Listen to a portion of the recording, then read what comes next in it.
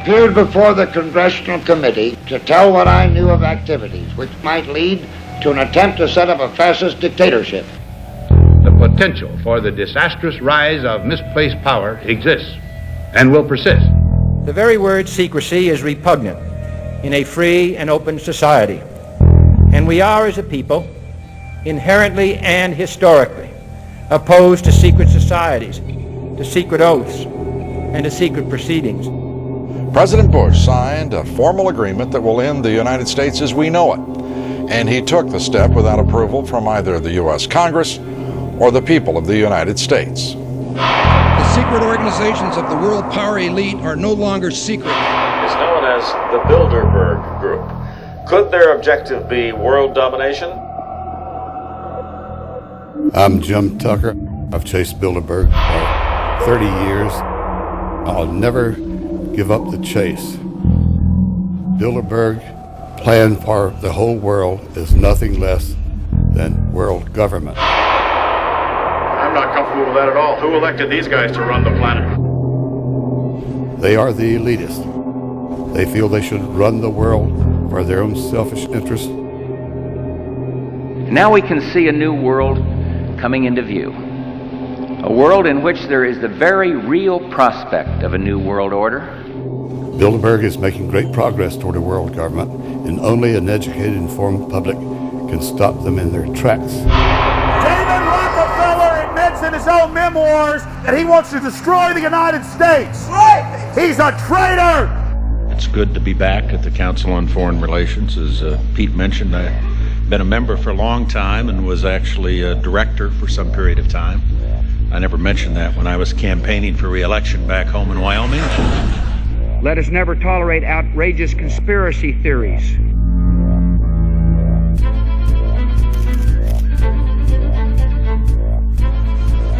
I need you to move off the property, please. Some shots were fired.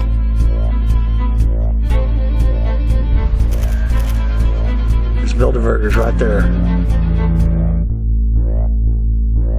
The Trans-Texas Corridor is a vital part because we stop here in Texas. We stop the new world order right here in Texas.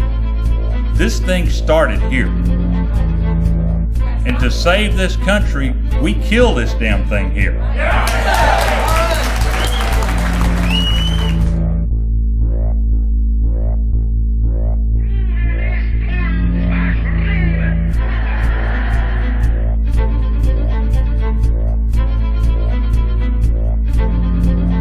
There is a chance for the President of the United States to carry out a phrase his father used, and that is a new world order. Your new world order will fall. Humanity will defeat you. The answer to 1984 is 1776.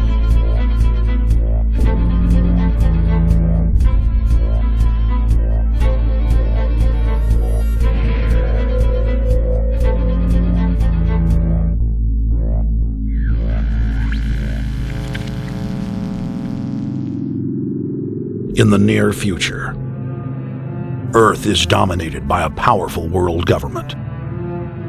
Once free nations are slaves to the will of a tiny elite. The dawn of a new dark age is upon mankind. Countries are a thing of the past. Every form of independence is under attack, with the family and even the individual itself nearing extinction. Close to 80% of the Earth's population has been eliminated. The remnants of a once free humanity are forced to live within highly controlled, compact, prison-like cities. Travel is highly restricted. Superhighways connect the megacities and keep the population from entering into unauthorized zones. No human activity is private. AI supercomputers chronicle and categorize every action. A prison planet dominated by a ruthless gang of control freaks whose power can never be challenged. This is the vision of the global elite, their goal. A program of total dehumanization where the science of tyranny is law. A worldwide control grid designed to ensure the overlord's monopoly of power forever. Our species will be condemned to this nightmare future unless the masses are awakened to the New World Order master plan and mobilized to defeat it.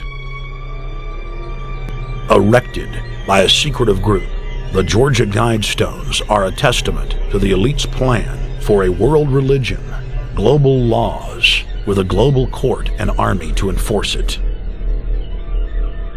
And set in stone, it is written that the population never rise above 500 million.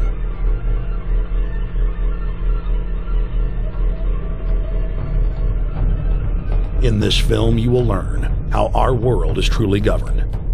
You will see how highly secretive roundtable groups interlock to form a global intelligence network. This group has been steering planetary affairs for hundreds of years. Now, in the final stage, they prepare for open world government. A goal tyrants throughout history have lusted after. Dr. Michael Kaufman is a published ecologist specializing in ecosystem research, forest ecology, and ecosystem classification. Dr. Kaufman played a key role in blocking the ratification of the Convention on Biological Diversity in the U.S. Senate. The concept of a New World Order has been around for centuries. It's been receiving tremendous play over the last half of the 20th century. George Bush, the first senior president, George Bush, used it a lot in his speeches and really implies that he really wants to see a order in which we have a universal or a global type of governance in which every human being on planet Earth is ultimately responsible to policies that are being formulated at the international level. It is a big idea, a new world order.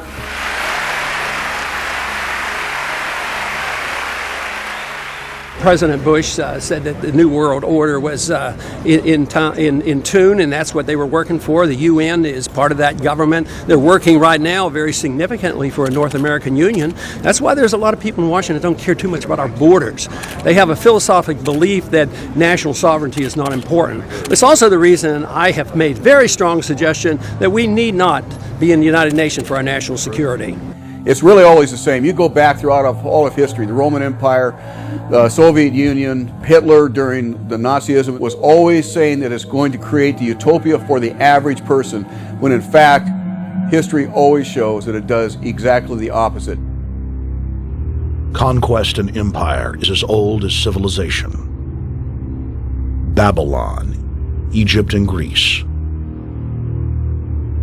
They all built empires in an attempt to rule the world. The Roman system at its peak dominated the known world. Complex governmental systems were developed to control diverse populations. During the period between the 15th and 19th century, new empires emerged and again waged war for supremacy. The nobility, as well as the thriving merchant class, were financed by a handful of private banks. Many of the great money houses would hedge their bets and finance both sides of a war. Sophisticated intelligence-gathering networks gave the financiers a clear edge over the governments they were slowly gaining control of. On the 18th of June, 1815, agents of the British arm of the Rothschild family looked on as Emperor Napoleon Bonaparte fought desperately to save his army from the jaws of a British-Prussian pincer attack. A Rothschild agent was able to get the news of Napoleon's defeat at the hands of Lord Wellington to Nathan Rothschild a full 20 hours before the news reached London. Nathan, the head of the British arm of the Rothschild family, put out the rumor to the London Stock Exchange that Napoleon had won the war. Stocks plunged by 98%, and Rothschild was then able to buy up the entire British economy for pennies on the pound. When the news of Napoleon's defeat finally arrived, stocks soared. Britain was now the undisputed ruler of Europe, and Rothschild ruled England. The already dominant British Empire grew even more aggressive. Her troops and bureaucracy spread across the globe. The sun never set on Britannia's holdings. The banking cartel funded, in fact, since about 1800, they have funded both sides of almost every war. And of course, they're getting the interest off of the loans that they've given the various governments and the wars that they have actually helped stimulate and create. By 1900, Germany was a rising force and a leader of the Industrial Revolution. World War I, for instance, there was absolutely no reason to have World War I, except that it was an ideal opportunity for the banking cartel to make a pile of money by funding both sides of that particular war.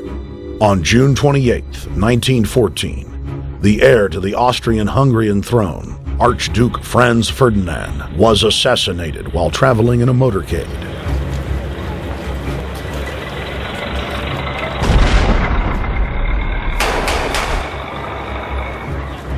The Black Hand, a Serbian secret society with connections to French and British intelligence, took credit. World War I had begun.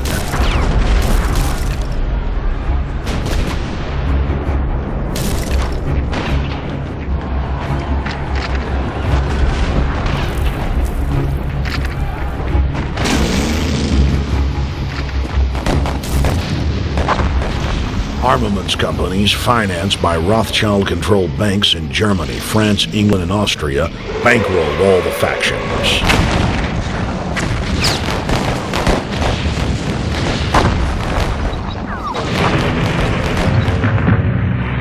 At least 20 million were killed in the war. It was a conflict so terrible the people vowed to never fight again. They dubbed it the war to end all wars. Question is, why did they want war? Well, first of all, is money and power. But secondly, they wanted to create the League of Nations. They had this in their plans all along, and as a consequence, once the war was over or about to be over, they began to formulate this idea of a League of Nations, so this would never ever happen again. Hundreds of years of practice made the British experts at hiding their empire behind puppet governments and councils. In the name of stopping all future conflicts, they proposed that countries would join a League of Nations. Their true intention was for the League to serve as a framework for world government. President Woodrow Wilson, who had spearheaded the establishment of the private Federal Reserve System in the United States in 1913, strongly supported the establishment of the League of Nations. Woodrow Wilson was a very naive president. He was basically a college professor that was grafted into this whole system. The League convened in Paris in 1919, but many nations recognized it as a threat to their sovereignty and refused to join.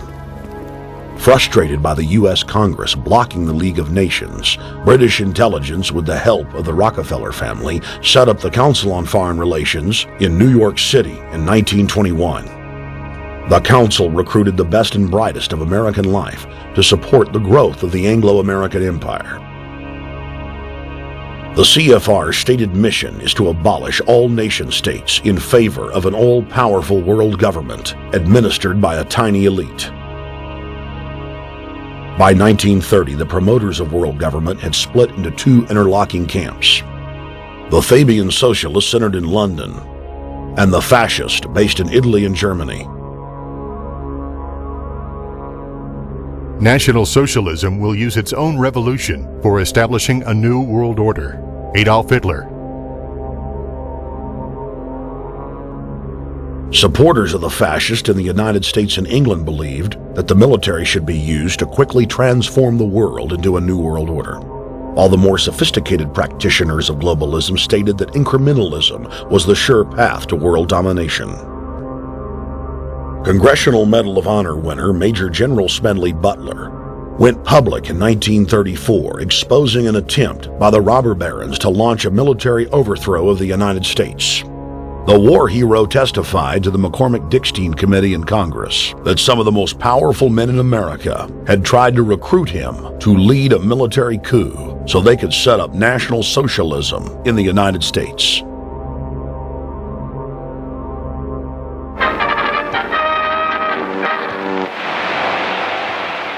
I appeared before the Congressional Committee the highest representation of the American people under subpoena to tell what I knew of activities which I believe might lead to an attempt to set up a fascist dictatorship. I was supposed to lead an organization of 500,000 men, which would be able to take over the functions of government. The fascist had also made deep inroads in England. Edward VIII, King of England, was forced to abdicate the throne because of his public support for Hitler. Was es sich dabei nicht nur das negative Problem der Bekämpfung dieser Lehre und ihrer Organisation handelt, sondern die Durchführung der positiven Aufgabe der Gewinnung des deutschen Arbeiters für den nationalen Staat.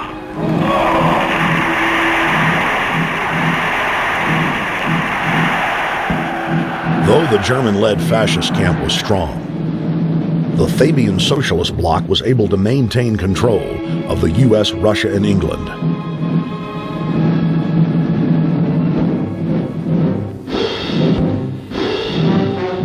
In the build-up to World War II, and during the conflict, the bankers again financed both sides, just as they had done with Napoleon.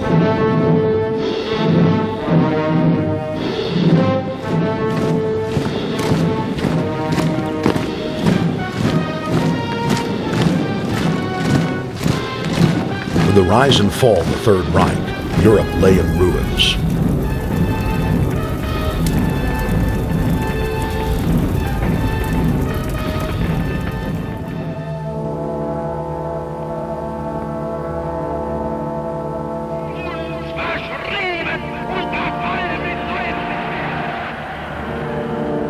Once again, the elite claimed that only global governance could save humanity from certain destruction.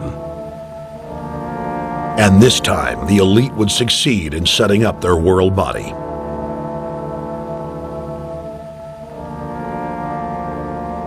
In April of 1945, at the Presidio Naval Base in San Francisco, the United Nations was founded by the victors of World War II. The United Nations complex was then built in New York City on land donated by John D. Rockefeller. Shortly after the elite established the United Nations as their base in the United States, the newly formed World Council quickly began work on the next phase in their plan, the incremental formation of continental superstates. The first step in their trilateral plan was the creation of the European Union. Unifying Europe had been tried many times and was extremely unpopular. Where Napoleon and Hitler had failed to accomplish their goals using force, the globalists would succeed using stealth.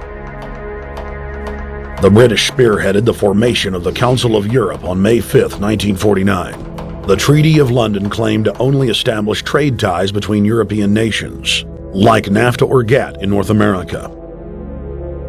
Its true intention was the formation of a European superstate.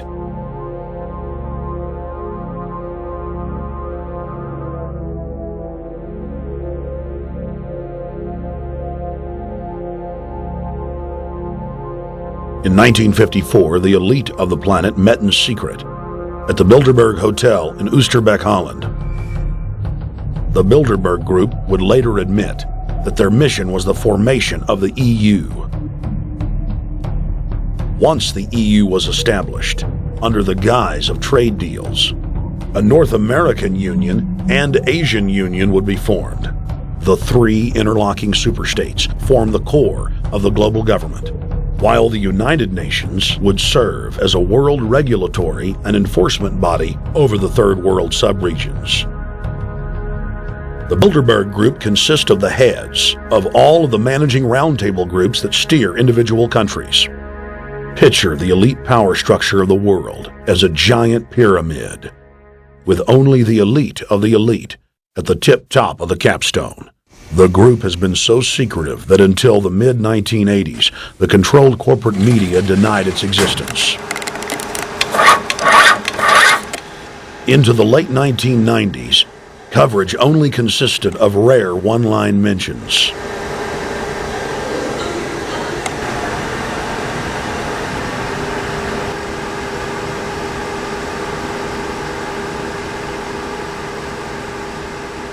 With the rise of the alternative media, their stranglehold on information has begun to slip. On the outskirts of the national capital today, black limousines with darkened windows converged on a hotel where private security guards imposed ironclad control. The limos carried royalty, political power brokers, and industrial titans to a secret meeting that will last all weekend. It's known as the Bilderberg Group. Could their objective be world domination? Every 4 years, Bilderberg meets in North America. And in June of 2006, we decided to travel to Ottawa, the capital of Canada. The site of Bilderberg. Until the captain has turned off the fasten seatbelt sign. In Bilderberg's long history, many reporters attempting to cover the group have been harassed, detained, and even jailed. I jokingly reassured my cameramen that the horror stories we'd read about were probably exaggerated. I was wrong. We know reporters get detained at airports, people aren't let in. We know people get sent to the jailhouse for 3 or 4 hours. It happens every time. Well, it happened to Alex Jones this time. They admitted Bilderberg that they've had pressure put on them by the government to heighten security, and that's why all this happened. Yes, I was told that by 2 separate people. They scoured our records for hours yesterday and hours today, trying to find something on us, and of course there was nothing. It was just scary. I mean, I've been all over the world, and I've never seen anything like this. It was like hours of humiliation. And they said, "What are you here for?" And I said, "Well, I'm here to, cover the media, covering a political event. I hope to talk to some members of Parliament." I was answering all the questions. It was clear I wasn't a threat. It was clear I didn't have any criminal record. It was clear I was pressed. It was clear I was coming to interview people. They were going to deny me. They told me earlier that I was probably going to be denied, and then you guys showed up, and everything changed. So what's your plan now? My plan is to go out and try to interview Jim Tucker, try to go down to the Bilderberg Group and maybe catch some of them still arriving, and try to still make a documentary.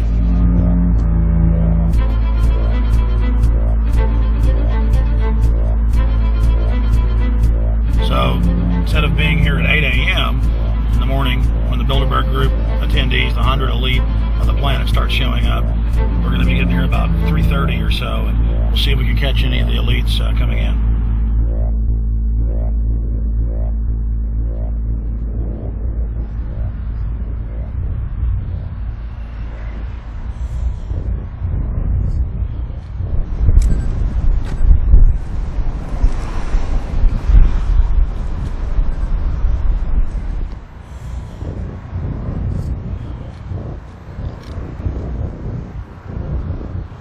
What do you think is on the agenda for this edition of the Bilderberg Society's annual meeting?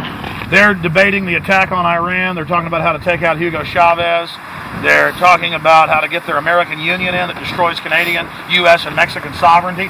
So we're talking about the death of Canada is what's happening in there right now. The death of your sovereignty is happening in there right now. CNN has even reported that these individuals have put out the policy reports through the Council on Foreign Relations that writes their scholarly white papers to end the United States, to end Canada, and to end Mexico. About 10 have come in. They've been coming in slowly in typically big black cars with what appears to be bulletproof glass, and we've got a few pictures of some of the people. We're being kept well back from the building by an awful lot of security people, but there'll be more security as this thing develops. Again, just a reminder to stay off the property, okay? I am. This is the line. We checked with the city. Thank you. Yeah. Okay. That's the ex-president of Ireland? Maybe? Okay, Danny will know. I came here from upstate New York. I booked a room way in advance. When I checked in at 10 o'clock at night, they told me I had to be out at 8:30 in the morning. And so, of course, I complied to what they wanted. I wasn't happy about it because I had been tired. I drove quite a long way. Then I went down to have something to eat. And I just saw a bunch of security here, and I was wondering what was going on, and I asked questions, and they said they were having a wedding or they were having some sort of reception. So I decided to ask a couple more questions because I thought it was kind of weird. And then I saw them from my hotel window. They were in the back with flashlights looking at the trees, looking up through the trees, and they were also in front of the hotel, combing. It looked like combing the hotel. So I kind of was wondering what was going on, and I left. I got up this morning, I checked out, and then the fellow that I spoke with, the last fellow I spoke with, said, well, you'll know all about it in the newspaper. Well, I didn't have to wait because there was a group of people out here telling me everything that was going on. They're not fooling anybody any longer when you've got this many cops, and detaining Alex Jones at the border.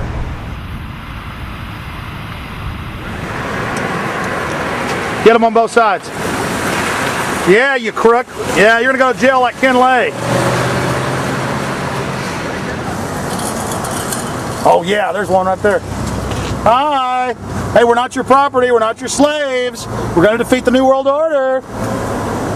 The New World Order is gonna be defeated. You realize that? I'm glad you do. Always does throughout history.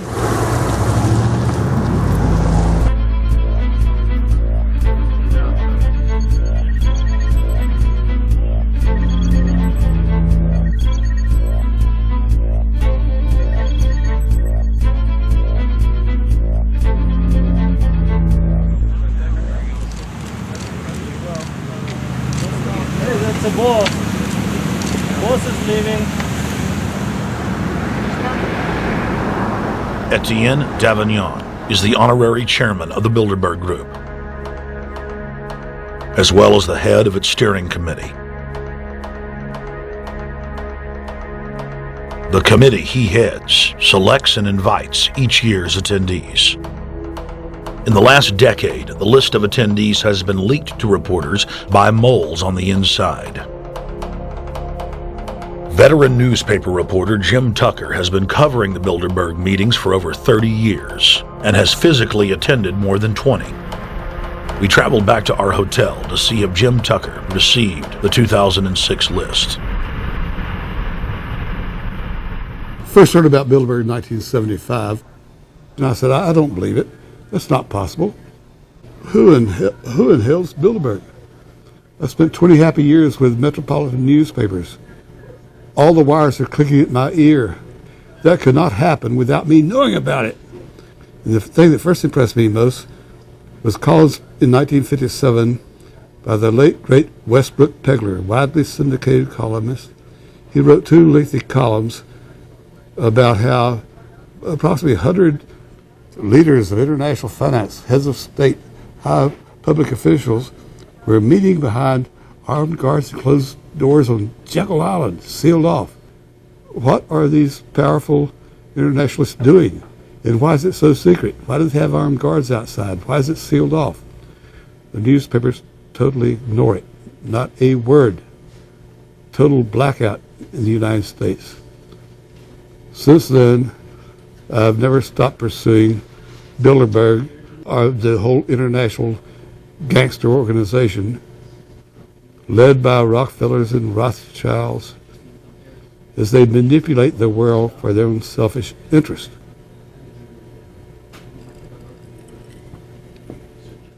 Jim, you've been waiting on the list. You normally get it on the first day. You haven't gotten it. We're told it might come in today. How important is that list? It's absolutely essential, although identifying people outside, as we always do, is important too, to find out who is not on their own list. In recent years, someone from Europe has sent a machine copy with a letterhead and so forth without identifying himself. So far, I haven't heard from him.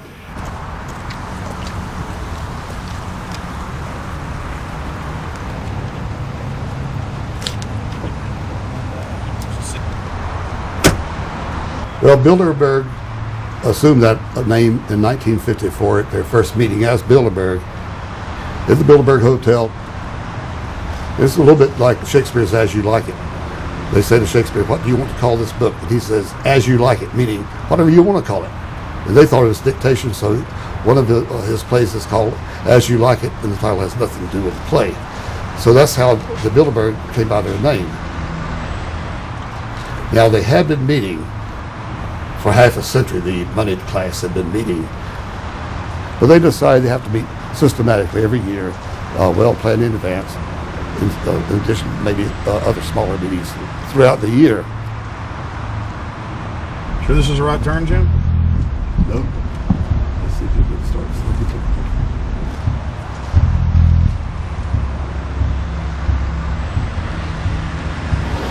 This is the global government. They are setting the world agenda. Inside right now, they're deciding on whether or not there will be a war with Iran. They're deciding whether or not taxes will increase, whether oil prices will be suppressed or increased. There's much more on the agenda that we'll be finding out in the fullness of time. But those are 3 items that are heavy on their list this year.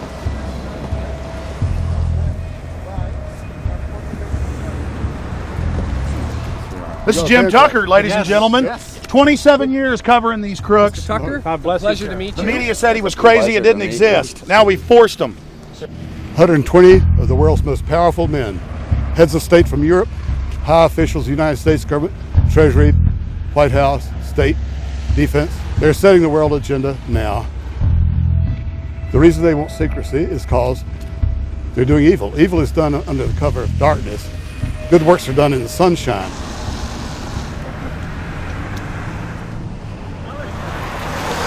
Hi, how you doing? Good. Can you get off the property, please? Well, Jim has some questions for you. I need you to move off the property, please. Okay. Private property. Sure.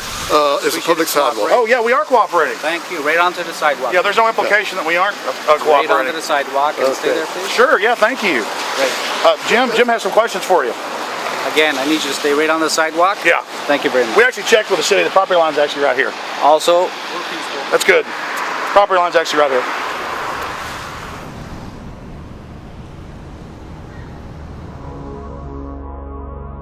We are on the verge of a global transformation. All we need is the right major crisis, and the nations will accept the New World Order. David Rockefeller. We saw David Rockefeller and the Corn Black at the beyond the hotel, and they had no bodyguards. One of my friends shouted, "Hey, Rockefeller!" and he turned back and he was afraid. My name's Rene. I'm from Manitoba. Drove about 26 hours to get here, just to show that I'm against the Bilderbergers, just to fight for my freedoms, fight for my rights, make sure that my children can grow up in a free country. My name is Daniel Estrelin, and I've been doing this for the last 15 years. I'm from Canada. I'm very proud of my country because, as you can see, there are a lot of people covering the Bilderberg conference. Last year, it took me 14 and a half hours to get to Munich. I was pulled off the plane in Milan. I was pulled off the plane in Munich. They interrogated me 4 hours in both places. I was able to call a friend, a journalist in Rome, as a result of his presence and others calling the Foreign Ministry Department in Italy. They backed off and they let me go. They basically told me that they'll keeping an eye on me 24 hours of the day. The little hotel where we were staying at, Jim and I, out of the 20 rooms, 6 were occupied, 3 by the CIA and 3 by the German Secret Service. That's how serious these people are, and that's how afraid they are of actually what we may be able to reveal and what we actually do reveal publicly about the Bilderberger intents. Daniel Estrelin has covered the Bilderberg meetings in Europe and North America for more than 15 years. His book, Club Bilderberg, has been translated into more than 20 languages and is a global bestseller. Estrelin has photographed many past Bilderberg meetings. Rockefeller frontman Henry Kissinger is always a key participant. Here you see the president of the CFR, Richard N. Haas, followed by Vice Chairman of Rothschild Europe, Franco Barnaby, who is speaking with Henry Kravitz. And behind them is Richard Holbrooke, former U.S. Ambassador to the United Nations. The head of Daimler Chrysler, Jürgen Erich Schrimp, arrives by helicopter. Here, the owner of the Washington Post, Donald Graham, escorts Indra Nooyi, the head of PepsiCo. Queen Beatrix of the Netherlands, whose father, Prince Bernhard, founded Bilderberg, is a leading figure in the group. Of course, globalist kingpin David Rockefeller, seen here with his bodyguard, James Ford, always attends. The then newly appointed World Bank chief Paul Wolfowitz is photographed at Bilderberg 2005. It has been reported that Wolfowitz had attended previous meetings while still the Deputy Secretary of Defense, a violation of the Logan Act. Under the Logan Act, it is a felony offense for any member of the federal or state government to meet with members of a foreign government without the express authority and authorization of the President or Congress. Put simply, it is illegal for members of the government to meet secretly behind closed doors with foreign power brokers due to the problems of corruption and espionage that it breeds. For this reason, many prominent politicians attend, but their names do not appear on the official list.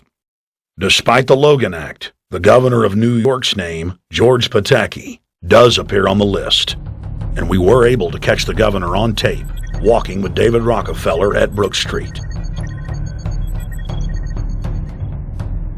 Multiple staff members inside Brook Street reported to us that Hillary Clinton attended for half a day.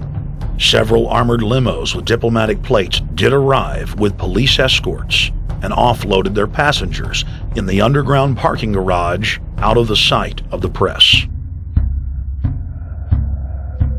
Former World Bank President James Wolfensohn sardonically stared at our cameras. They're upset about the fact that they're being exposed. Well, I'm sure they are. I mean, look at the tinted windows. They don't want to be seen. They don't want even anybody to know they're here. So I'm sure they're ticked, and that's why we're here to try to expose them. Do you think that they were angry that they were on the front page of the local paper today? You think they're in there reading it right now, Jim? Yes, I don't think they're happy about it. They prefer nothing at all, no publicity. They prefer absolute secrecy. Yeah, you better look away. We're not your slaves. You don't own me.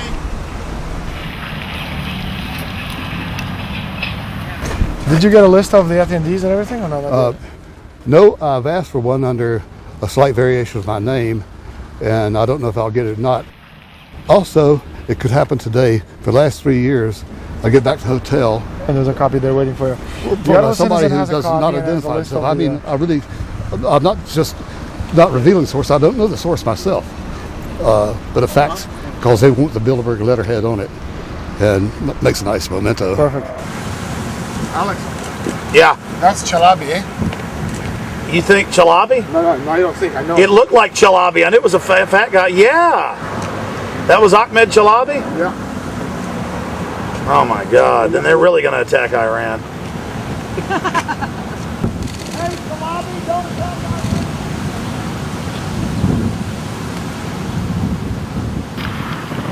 Because I've seen this guy around a lot. This guy is too, but our president. I have it. It's S, Scandinavian. Adrian Woolrich. Over the last couple of years, they've been reeling with the amount of leakage that they've been experiencing, so it's getting harder and harder. But again, it will never get too hard for us because of the sources that we have inside are top-notch sources. People who are actually working for them, the Secret Service, the second layer, people in the Bilderbergers, the clerks, the administrative office, they're there. They are our eyes and ears, and every time there's something out, we always get the information. That's Francisco Pinto Balsamao. I think that's the Queen. It's the Queen. Oh my God, you can't kiss her hair. You see her? Yes. Oh my God. The Queen of Holland. What usually happens, the Secret Service guys who are protecting the Bilderberg delegates, the staff, the cooks, the chefs, when they actually get to see and to hear what some of these nasty people are talking about, they're the first ones to look for us and the first ones to make sure that we get the information from the meeting. We're very rigorous with information that does come out. We double, triple, and quadruple confirm the sources, make sure that all the information checks out. A lot of the stuff, the Bilderbergers have planted information, make sure that this disinformation nullifies the accuracy of the reporting, which is why we never publish the first thing we hear.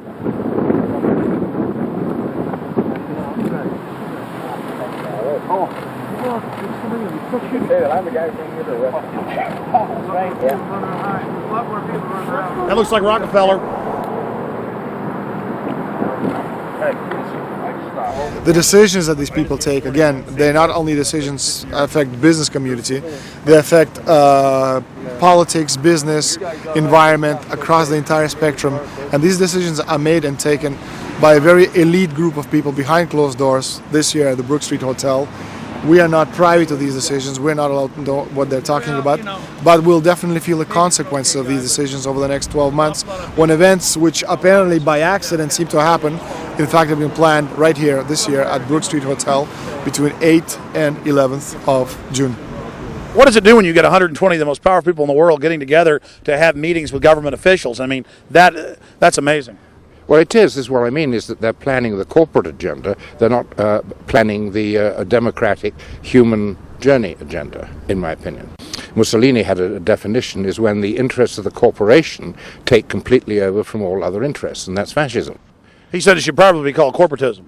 Well, call it corporatism, call it fascism, call it neo-lib, neocon. There's a whole variety of political words, depending on which side of the stripe you come from, to start with, which describes the thing.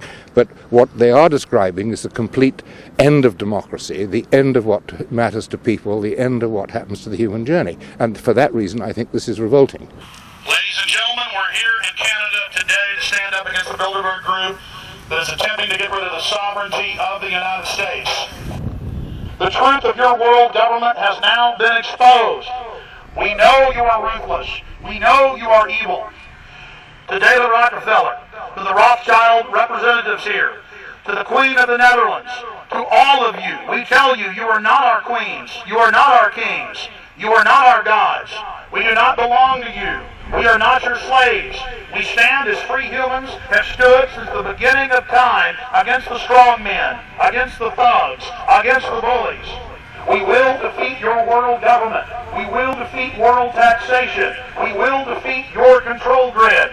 God is on our side. I stand before the creator of the universe, and I ask the creator of the universe, as our founding fathers did in 1776, to lead, guide, and direct us, and to give us the power and the foresight and the understanding and the will to stand against your entire agenda, including your final plan of world population reduction of 80% that Henry Kissinger penned in 1973. Why do you put mercury in the vaccines? Sodium fluoride in the water? Why? Why do you put cancer viruses in the vaccines? Why have you used depleted uranium now in 4 separate nations? You're arrogant.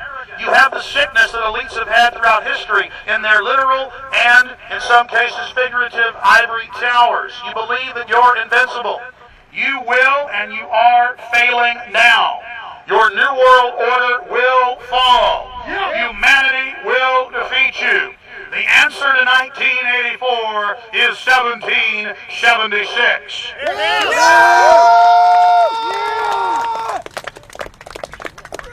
Bilderberg is an elite organization, and the way it works, the protocol of the meetings is the staff, after they're vetted out, they're told exactly how they're supposed to behave themselves, meaning that they can never address the attendees, they can never speak to them unless they're spoken to first, they can never look them in the eye.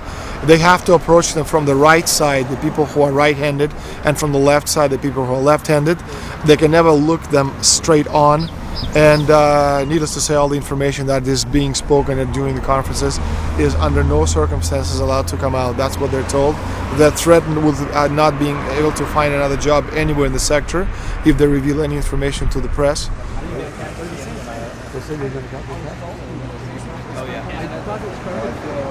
Richard Holbrooke? Ambassador Richard Holbrooke thought the peasantry wouldn't recognize him if he took a stroll off the grounds of Brook Street.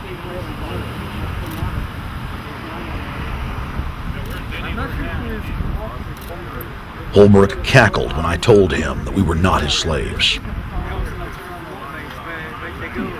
Holbrooke, we're not your slaves, Holbrooke. We're not your slaves.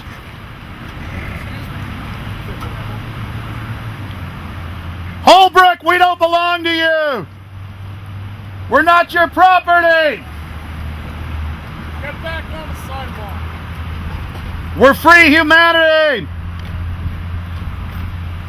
Yeah, there he goes. Howard. They love it. They love it.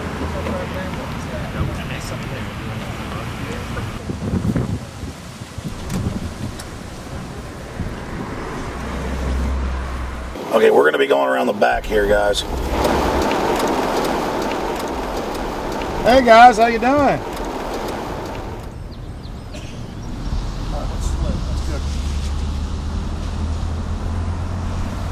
There are several rings of security service. The American delegation at every Bilderberg meeting is usually protected by the CIA and a special division of the US Army. The British delegation is protected by the MI6. Israelis usually are protected by the Mossad. The Ottawa police, in this case, working for the security, they have very little, actually they don't have any information at all on what the meeting is about. They don't even know who the Bilderbergs are. Then there is an elite private firm protecting the perimeter, doing all the dirty work, such as shooing off the photographers and bothering the protesters. But you know, that's like piddly stuff. All the heavy stuff is done by the security service, such as the CIA, MI6. Some years ago, my legs were a little bit stronger than they are now, and I'd crept over a fence under cover of darkness and approached. The cops started yelling and pointing at me, so I ran with speed I didn't know I still had, and some shots were fired, but they were far above my head. I mean, they were intimidating, but they were not really trying to kill me. Not when sharpshooters are fired far above, 20 feet above your head. Bilderberg was founded by David Rockefeller and the Rothschilds in Britain and Europe. They're still the main powers. Baron Evelyn D. Rothschild, a male, attended for many years. Rothschild is still represented. You'll see them on the list of participants. Somebody representing the Rothschild group. They are the main powers behind Bilderberg. The Dutch Shell is part of the Queen's fortune. Of course, the Rockefellers have always had heavy oil interests. That was the original source of their old money from the old man. Jim just got the official Bilderberg letterhead list from his mole inside the Bilderberg group. Let's go look at it. Wall Street Journal.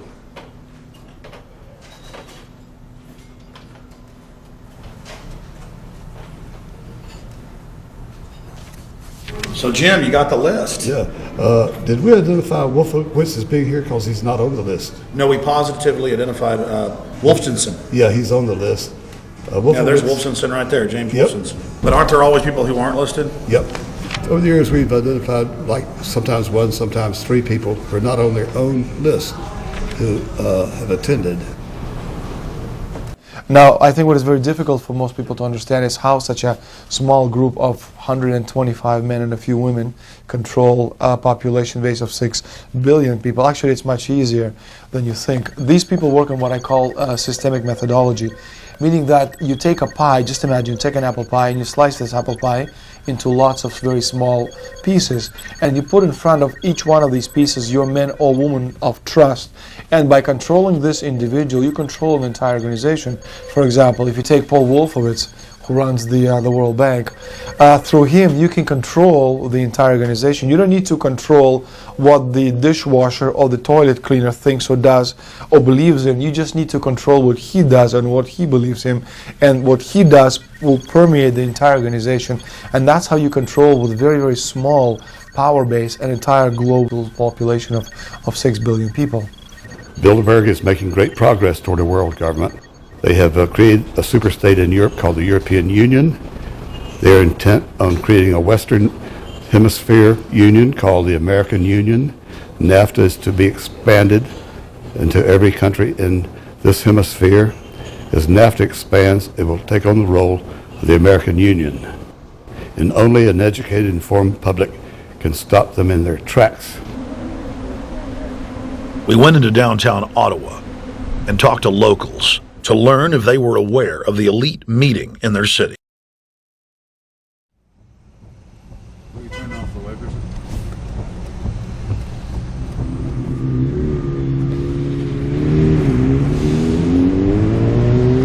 guys, attention just for a second. I just need to tell you that a group just met here in Canada, and they're trying to get rid of your sovereignty, merging you with the U.S. and Mexico. See, it's not funny, I'm serious. And your news isn't going to tell you about this. This is deadly serious, so I'm just letting you know, and I'm telling you about it. As they say, they are the guys that run the world. They make the decisions for we, and we just carry it out. Sir, did you hear about the Bilderberg group meeting here in town, the 120 most elite people in the world? No. Hey, did you know that the elite's meeting here in town right now? Have you heard about it? The 120 crime bosses? None of you have heard of it? None of you guys have heard of the Bilderberg group? They're meeting right now. In the city, around 10% of the people were aware of the New World Order agenda. When we traveled to Parliament, close to half of the people we randomly spoke to were informed.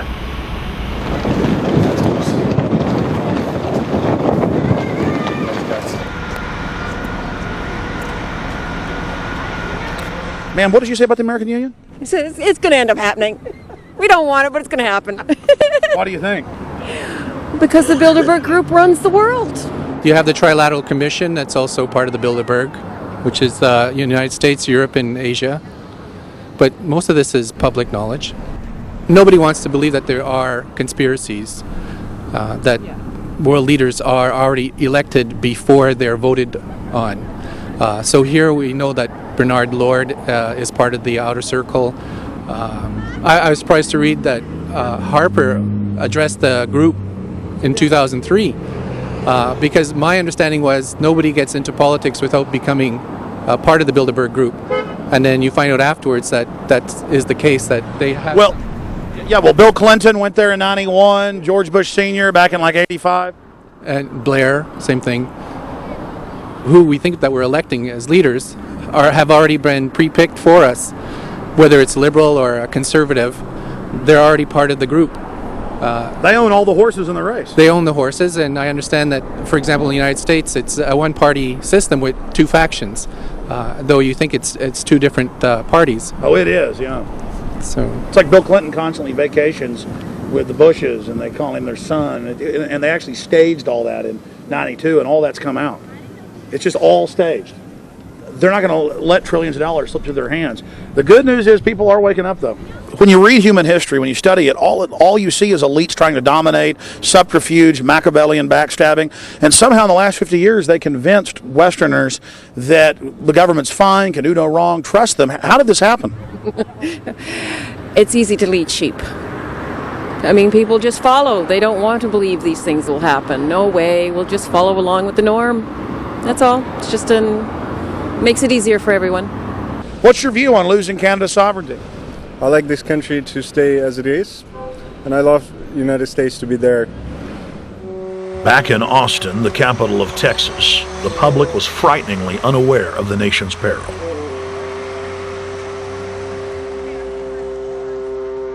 Have you heard about the North American Union? Not really, no. I don't watch TV. No, I haven't. Interesting. I was not aware of that. I don't know exactly what you mean, so. I don't think there's going to be a merger of the three nations. No, I have not. No. No, I didn't know this was happening, so. Yes, I have. I haven't. Oh, you have heard about it? Yes. After that big rally the other day, don't know about it? I don't know about anything. No, I have not. Have you heard of the European Union? I have, yes. Are you aware of the European Union? Oh, yeah, of course. Have you heard about the European Union? Heard about them. Do you know about the European Union? No. Europe, 15-member group expanding? A what? 15 nations of Europe merging in 2000. Whatever. For over 50 years, the Bilderberg Group constructed the European Union by stealth under the guise of trade deals.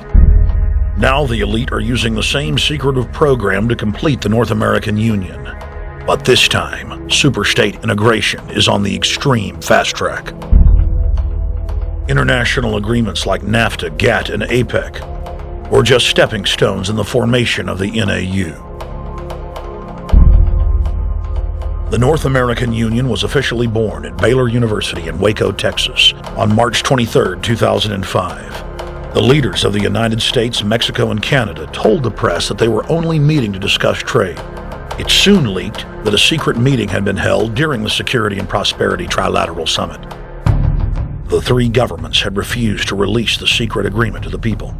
In September of 2006, their treasonous operation was blown wide open. From September 12th to September 14th, in Banff, Canada, hundreds of elected and appointed government leaders from Canada, Mexico, and the United States met in secret. On the last day of the conference, someone inside the secret North American Union Forum leaked the agenda. The front pages of newspapers across Canada carried the story. The Judicial Watch Foundation submitted Freedom of Information Act requests to obtain the full agenda and minutes of the secret assembly. Many federal agencies refused, citing national security. The foundation finally succeeded and did receive thousands of pages of documents. The documents marked unclassified are the blueprints of a shadow government ruling by bureaucratic and executive fiat. The pages chronicle an already operating North American Union. Transportation, law enforcement, agriculture, regulation, banking, manufacturing, construction, education, immigration, and even the military are being merged with no input from the people or their elected representatives in Congress and Parliament. One of the first items on their agenda was to stress how important it was that their plan, quote, be carried out by stealth. The controllers also talked about exploiting the public's fears of climate change to push a continent-wide tax to fund the new government.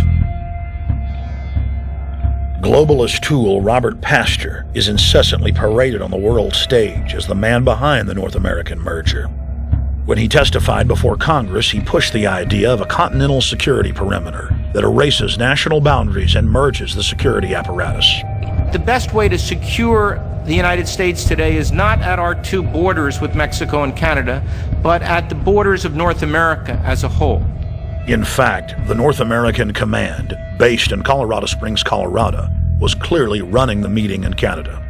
For the past decade, the Pentagon has been training with Mexican and Canadian forces and has openly discussed using them inside the United States for disasters and to quell domestic unrest. There are already over 100,000 non-U.S. citizens serving in the U.S. Armed Forces.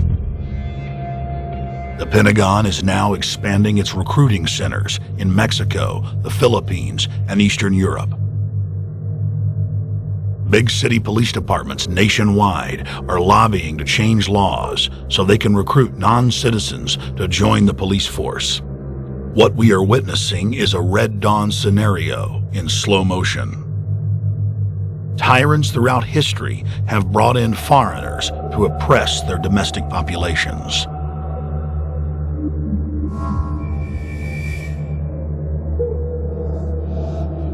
When their coup by stealth was exposed, the three governments went into damage control mode.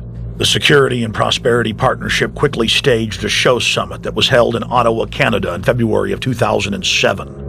It is the only way that we can achieve security and prosperity for our people is through this cooperation. We actually occupy one physical space, the North America. We've also had a chance as foreign ministers to talk about how we cooperate in the region and indeed in the world.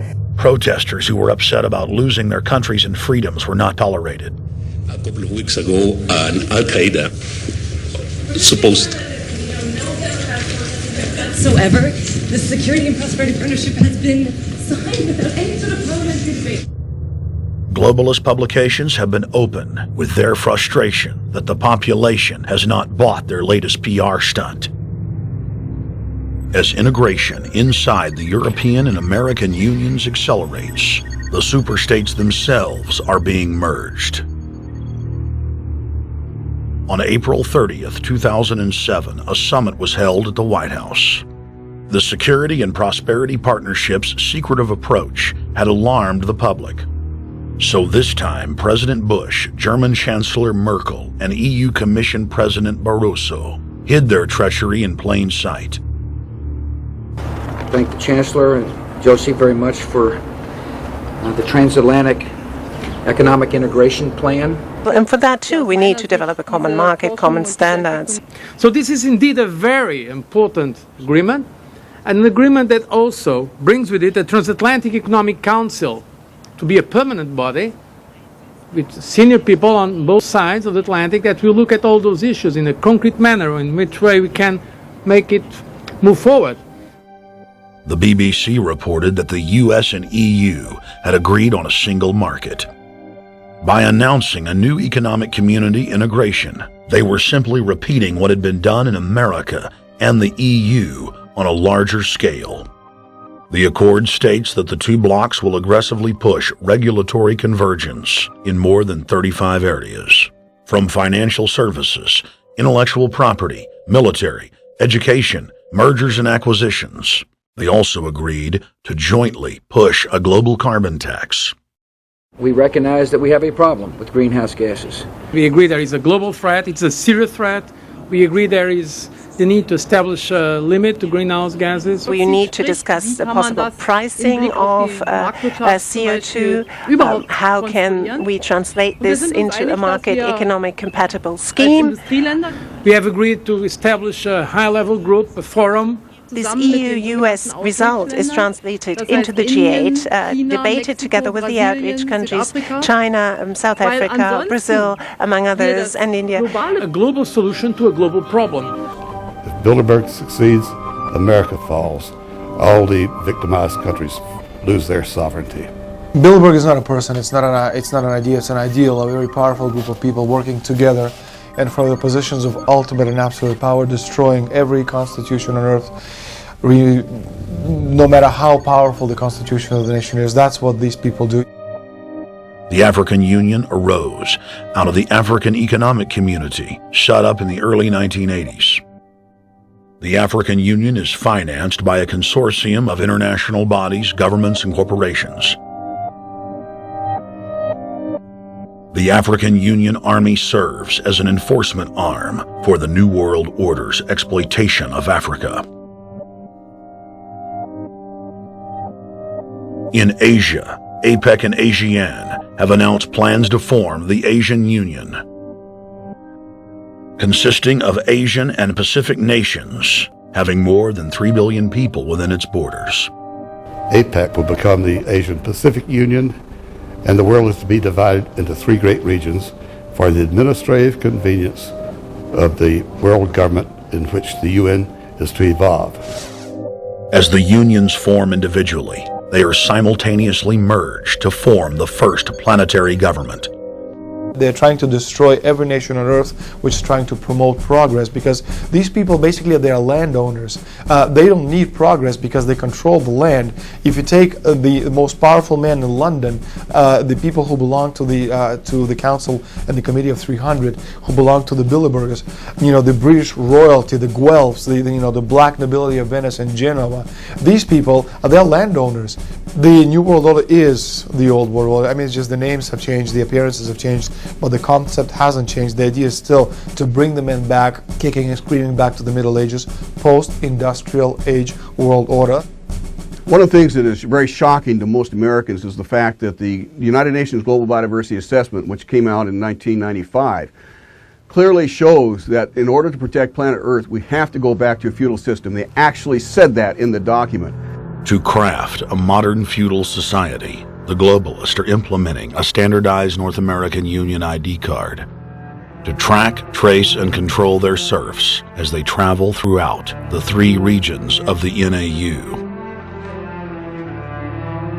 Building on the massive displacement of humanity caused by globalization, the New World Order is rapidly constructing the physical infrastructure of the North American Union, the NAFTA Superhighway Control Grid. I'm Arthur Peterson, Colonel retired in the Army.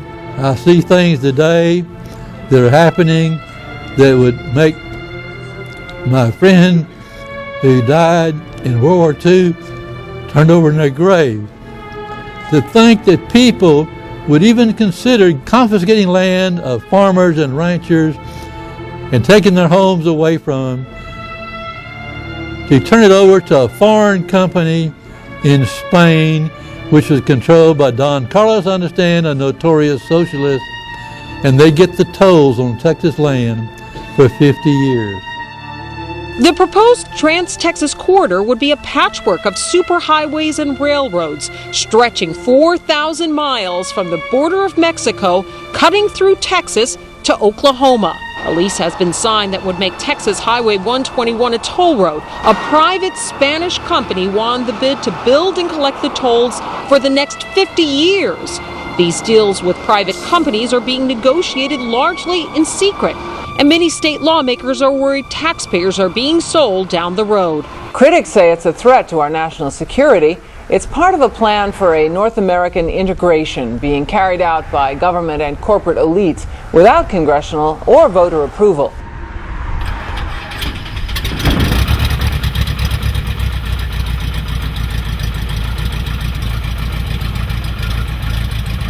We took to the air over central Texas to get a bird's eye view of the Trans-Texas Corridor, which is under construction and will form the heart of the Trans-NAFTA superhighway system.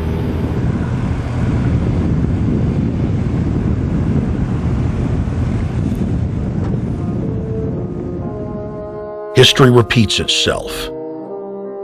2,000 years ago, all roads led to Rome. Rome constructed and maintained more than 10,000 miles of roads throughout its empire.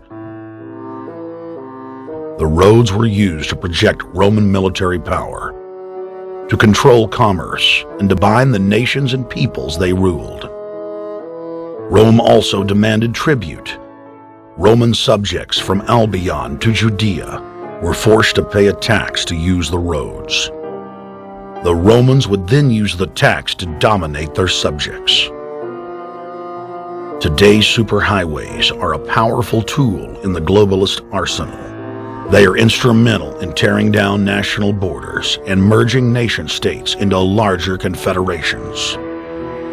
Foreign governments and corporations are predatorily seizing infrastructure across North America, but nowhere has their attack been greater than in Texas. Texas is the front line. Over 8,000 miles of existing roads and land are being handed over to government-backed foreign companies. Foreign companies buy the legislators, who then turn over complete control to the same foreigners who finance their campaigns. Government power is then illegally transferred to unelected quasi-governmental regional boards that circumvent local governments and the will of the people. The next stage of this world government plan is to have a transportation control, and that is called the NAFTA superhighway, or in Texas called the Trans-Texas Corridor. It confiscates 584,000 acres of land to be transferred into control of a Spanish company which will collect tolls in Texas for the next 50 years, and there's no limit in the amount of tolls that can be collected. More than 80 federal and state highways have been designated as international arteries. The I-35 NAFTA corridor starts deep inside Mexico and travels through the middle of the United States and ends in central Canada. Container ships from Asia dump their cargo on the Pacific side of Mexico. It then travels duty-free by rail to the new Kansas City inland port, now considered sovereign soil of Mexico, in the heart of the United States. Under international agreements, predominantly foreign companies are placing tolls on already existing paid-for roads. Federal, state, and corporate documents show that they will then use the revenue raised to build up the transportation infrastructure of Mexico, not the United States or Canada, so foreign-made products can pour in even faster from Mexico. Revenues raised will also be used to fund the fledgling North American Union and its growing bureaucracy. Bottom line, they're using our own money to enslave us.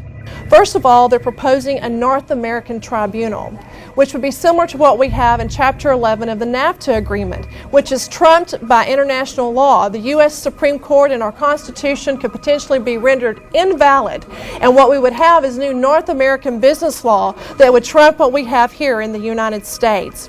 What is also interesting to note that the NAFTA headquarters is in Mexico and controls the United States trade and rules against the United States Congress, and no one seems to challenge it. it's very probable and probably inevitable that our right to bear arms would be challenged in a North American court. So this is just an example of what's happening and what's being proposed. We want to keep our trial by jury system. We want to keep our right to keep and bear arms. We want a system where we have a Supreme Court and not have a tribunal that will be superior to the Supreme Court. In 2005, Cintra, a Spanish-owned company, signed a secret agreement with the Texas Department of Transportation to erect toll roads on existing roads and to toll new roads that were completely paid for by tax dollars. There are people, believe it or not, in Texas who don't know what the Trans-Texas Corridor is. Right. TTC 69, which they'll have the environmental hearing starting this spring on, runs through my part of the state. And there are people over there who have no idea what's fixing to come in their backyard. TxDOT, an unelected state agency, claimed that the agreement with the foreign company was even secret from the Texas legislature. When the truth came out, newspapers across the state called for heads to roll politically. Cintra's response was to have its Australian subsidiary make its first U.S. newspaper buy. Every newspaper they bought was along branches of the Trans-Texas Corridor and had been critical of the toll road plan. The cost of 40 or 50 newspapers is nothing compared to the profits that'll be made. Just Phase 1 alone of the state toll road plan is estimated to raise more than $200 billion in just the first 15 years. And Texas is only a small part of the global panorama. A combine of transnational companies is aggressively consolidating public finance infrastructure worldwide, and the same interests are erecting a world government according to their rules. A literal wonderland of corporate corruption, where governments simply act as vacuum cleaners, sucking up the wealth and resources of the middle class and transferring it to offshore bank accounts, leaving behind a cultural and economic wasteland of easily managed slaves. The whole purpose about the North American Free Trade Agreement is not about trade, it's about control. Control of people. Caps is even worse. Control of people. It's not about trade, it's subsidized trade with taxpayers' funds. This thing started here. Right. Yeah, right. And to save this country, we kill this damn thing here. To stop it here in Texas, we stopped the new world order right here in Texas. Polls consistently show that over 90% of the people are against the NAFTA highway systems and its toll roads. As the people learned of the threat, they got angry and took action. Our ranch is part of the original Spanish land grant, and I would love to not have to give it back to Spain.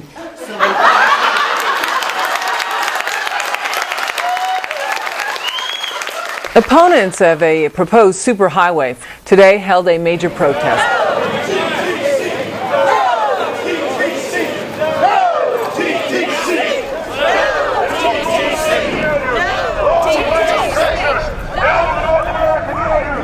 A majority of Texas counties have voted to resist the plan for a North American Union and have vowed to block the construction of its infrastructure.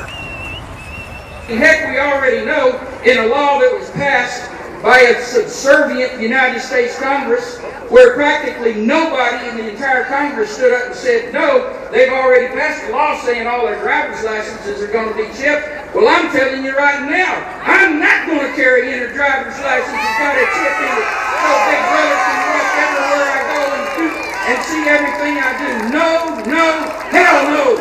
No, all of it. No, no. We, the people, own this plot of ground. We, the people, own those trees there. We, the people, own our beautiful Texas, and we are not going to let a bunch of crooks and robber barons take our beautiful Texas away from us. Hell no! Hell no! No, no, no!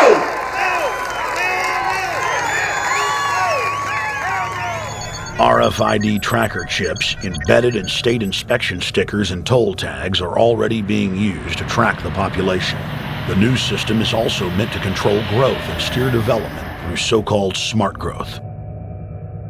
smart growth, which is nothing more than an effort to bring control into the cities.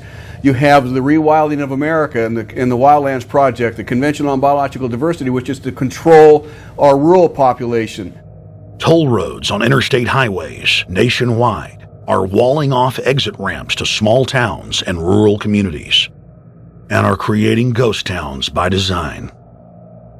This trend is accelerating under the NAFTA highway system and is meant to rewild more than half the country. All of these things are designed to bring more and more control to bureaucracies rather than to the independent individual, the sovereign individual of this nation. What brought me into this whole discussion was the fact that while I was doing this multi-million-dollar research effort in the 1980s and early 1990s, I became aware of an agenda basically to lock up one half of the United States into wilderness corridors and reserves. What's called the Wildlands Project, but it was also a key cornerstone of the United Nations Convention on Biological Diversity. It was during that study in which I began to realize that this was not an effort to protect the environment, but an effort to control you and I. They were dividing the United States up into little compartments in which they would rip out roads, which they would rip out whole communities and put them back in the wilderness. The federal highway system was designed by Pentagon war planners in the 1950s to serve as a rapid deployment conduit to move ground forces for the defense of the United States during invasion. The unconstitutional Northern Command is now using the highway system as a force projection matrix to dominate populations across the United States. Through federally funded emergency command centers, county and city governments are being quietly federalized nationwide. Billions of dollars per city is being spent to install millions of surveillance cameras. Every town and hamlet, no matter how small or remote, is surveilled. License plate reading software tracks Americans' movements wherever they go. New systems are being deployed that scan your face, read your lips, and analyze your walk. Under the treasonous Military Commissions Act, American citizens can be secretly arrested, stripped of citizenship, flown to offshore torture camps, and secretly executed. Under Section 802 of the Patriot Act, all misdemeanors are considered terrorism. Federal police squads called Viper teams randomly force Americans to line up and show their papers. From the sidewalks of Miami to the subways of New York to the streets of Houston, Texas, citizens are being searched by heavily armed gangs of paramilitary police.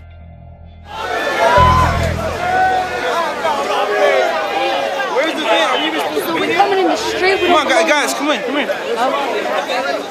Yo, can you get that camera off of us, sir?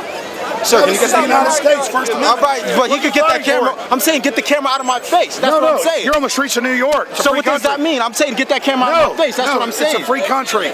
Fuck wrong with you? It's a free country. Get this damn camera out of my face. Well, this isn't Nazi Germany. There's no camera in your face. God. Hey, move to Russia, okay? Yo, Sarge. We can have cameras on the streets. I said get it out of my face. Your guy starts cussing at us out of the blue. I said get it out of my face. That's what I'm saying. It was never in your face.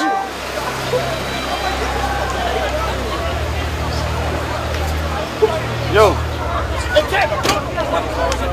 Long before 9/11, the Pentagon was aggressively violating the federal law that bars the military from policing the American people.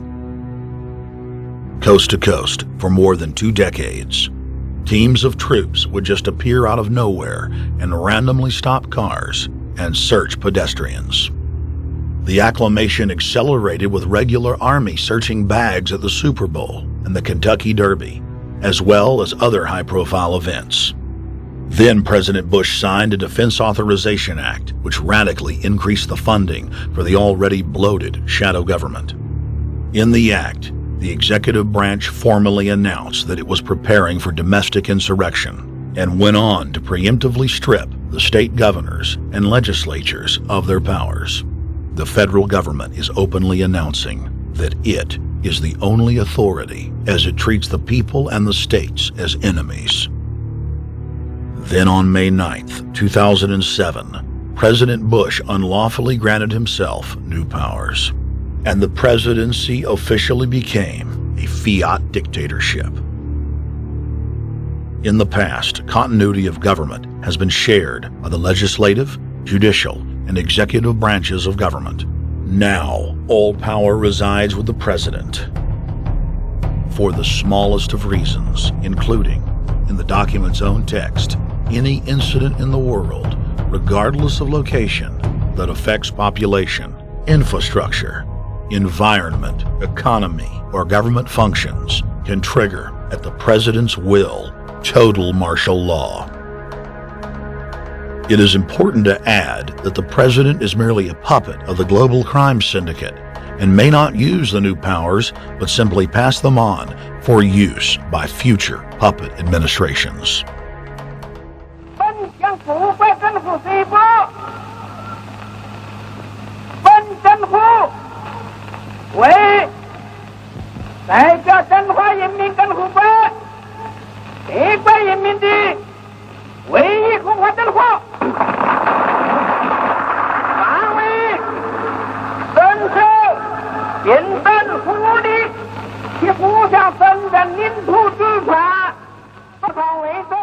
Приобретена эта победа. Не забывайте принесенных вами жертв. You must teach people to love their leader. This is the only most important.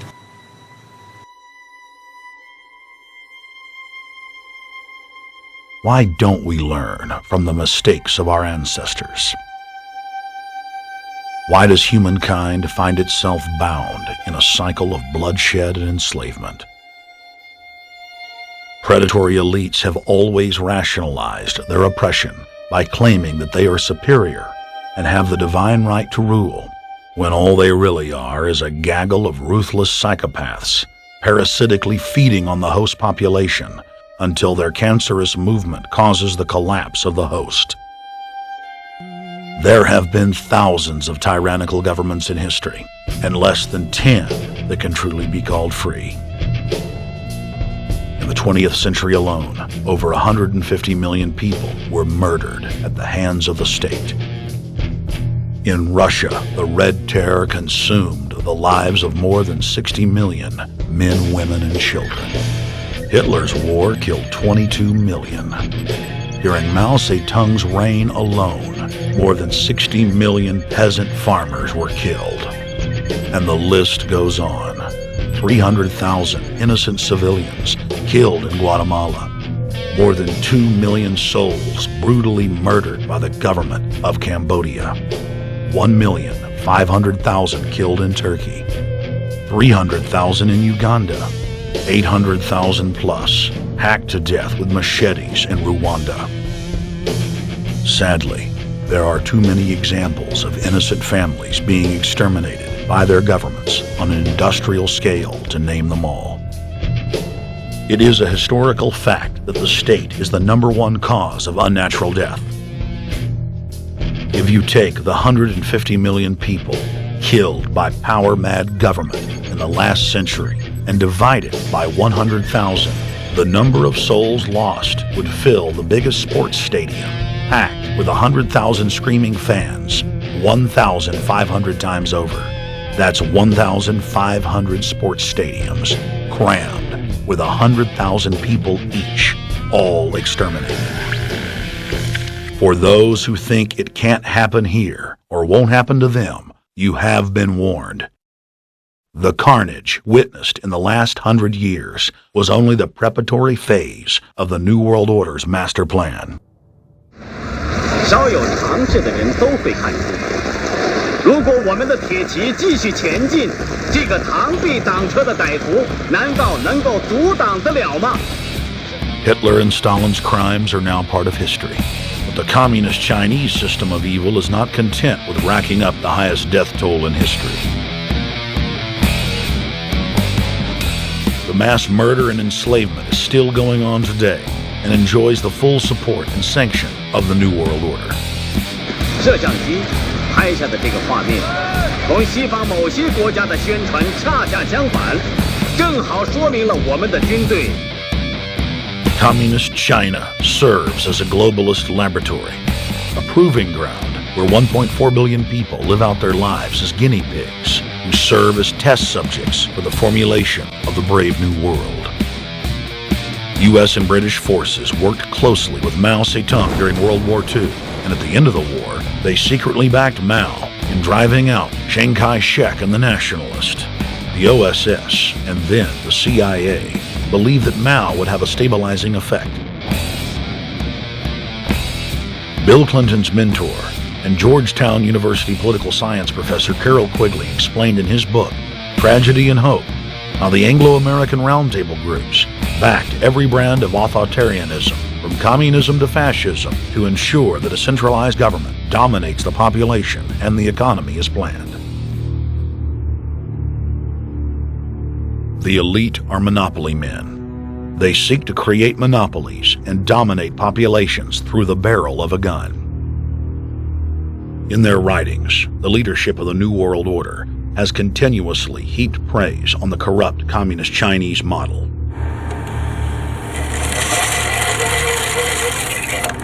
In August of 1973, in an article written by David Rockefeller for the New York Times, Rockefeller openly lauds and endorses Mao Zedong's actions, while celebrating their command and control system.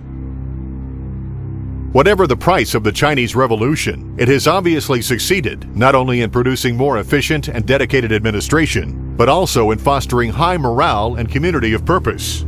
The social experiment in China under Chairman Mao's leadership is one of the most important and successful in history. David Rockefeller, New York Times, August 10, 1973.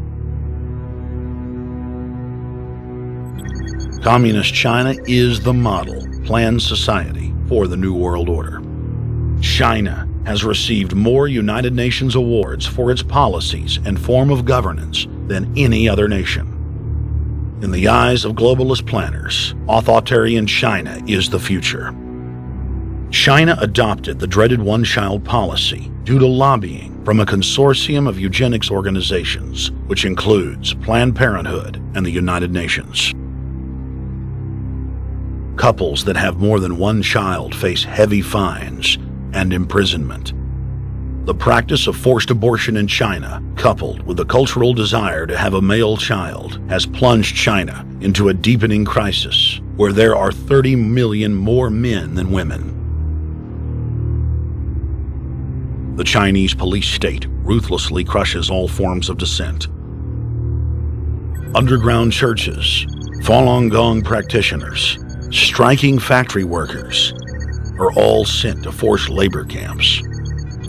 Their blood and tissue types are cataloged in preparation for organ harvesting. The Chinese government then sells the prisoners' organs to the highest bidder on the world market. If a wealthy patient chooses to fly into China, the prisoner is killed and the organs are implanted. If the organs are being flown out of the country, a mobile execution van extracts the organs on the way to the waiting aircraft.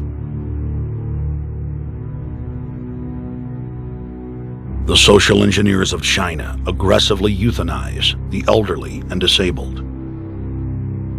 China is merely following the globalist blueprint for the world. The same system of total dehumanization is quietly being phased in worldwide. Depopulation should be the highest priority of foreign policy towards the Third World. Henry Kissinger, 1974. There's a need for a new world order, but it has different characteristics in different parts of the world. Now, none of this may succeed this time, but this, to me, is sort of the outline by which someday, in the next few years, a solution will emerge. Where does this mindset come from? Why do the elites kill the largest masses of people when no one is resisting them, when they've already attained total control? What ideology drives the elite psychopath? Since Plato's time, 2,400 years ago, State planners have openly proclaimed their desire to control every detail of the commoner's life. From breeding programs to mass extermination of undesirables, the dark dream has continued on for millennia.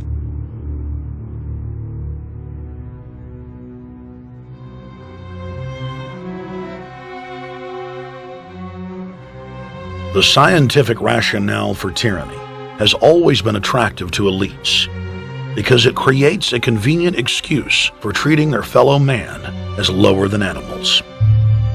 Robert Thomas Malthus, famous for saying that a mass food collapse would be helpful because it would wipe out the poor. His fictional scenario would later be called a Malthusian catastrophe. Malthus is important because his ideas led to the rise of a new scientific field that would dominate the course of human history for the next 200+ years.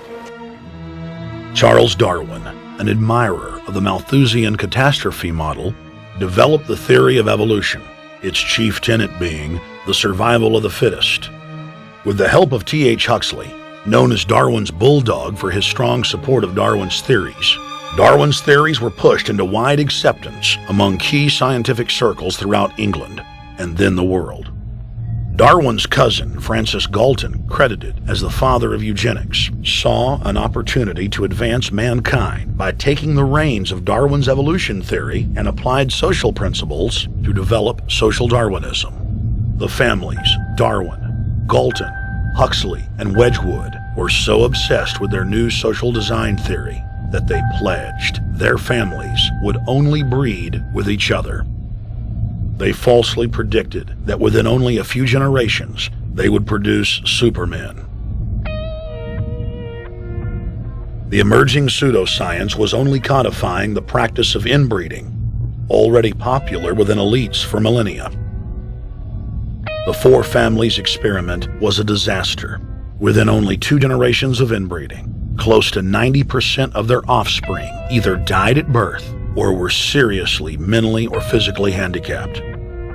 The moneyed class of the planet, and particularly the royal families of the world, who were already obsessed with breeding and filled with a predatory disdain for the underclass, seized on the new science and began aggressively enforcing its aims worldwide.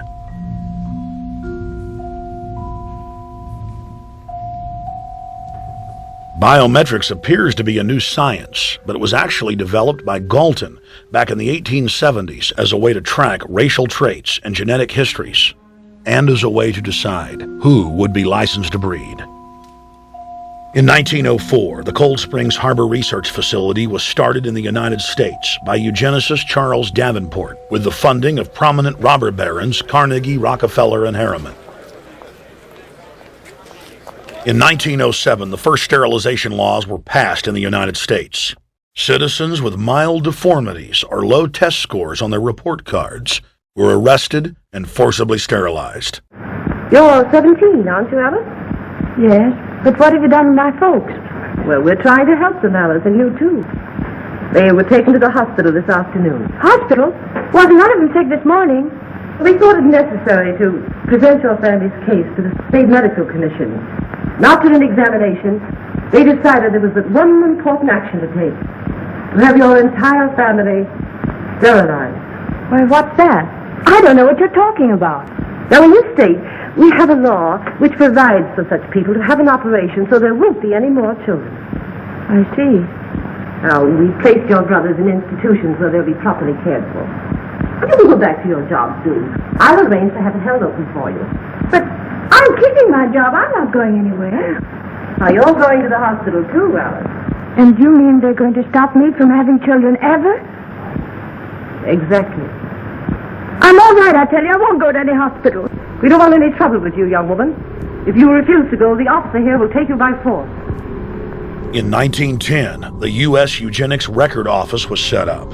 By then, the British had created the first network of social workers, expressly to serve as spies and enforcers of the eugenics race cult that was rapidly taking control of Western society.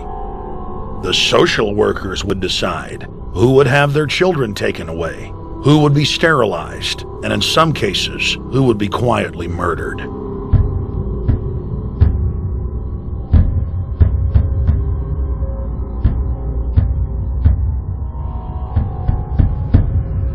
In 1911, the Rockefeller family exports eugenics to Germany by bankrolling the Kaiser Wilhelm Institute, which later would form a central pillar in the Third Reich.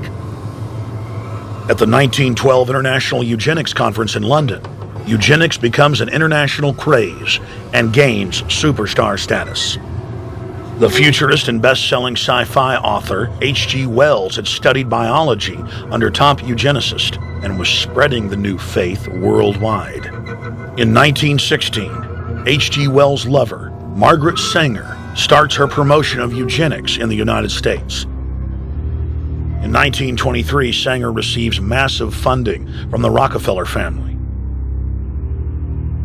Sanger wrote to fellow eugenicist Clarence J. Gamble that black leaders would need to be recruited to act as frontmen in sterilization programs directed against black communities.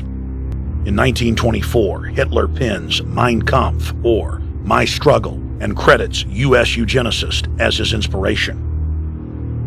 Hitler even wrote a fan letter to American eugenicist and conservationist Madison Grant, calling his race-based book, The Passing of the Great Race, his Bible. Hitler developed the plan for mass extermination of the Jews and what he called other sub-races, as well as the handicapped, from Grant. By 1927, eugenics hit the mainstream. The so-called science was aggressively pushed through contests at schools, churches, and at state fairs. Churches competed in contests with big cash prizes to see who could best implement eugenics into their sermons. Major denominations then tell Americans that Jesus is for eugenics. That same year in the United States, more than 25 states passed forced sterilization laws, and the Supreme Court ruled in favor of brutal sterilization policies. When Hitler came to power in 1933, one of his first acts was to pass national eugenics laws, modeled after laws in the United States.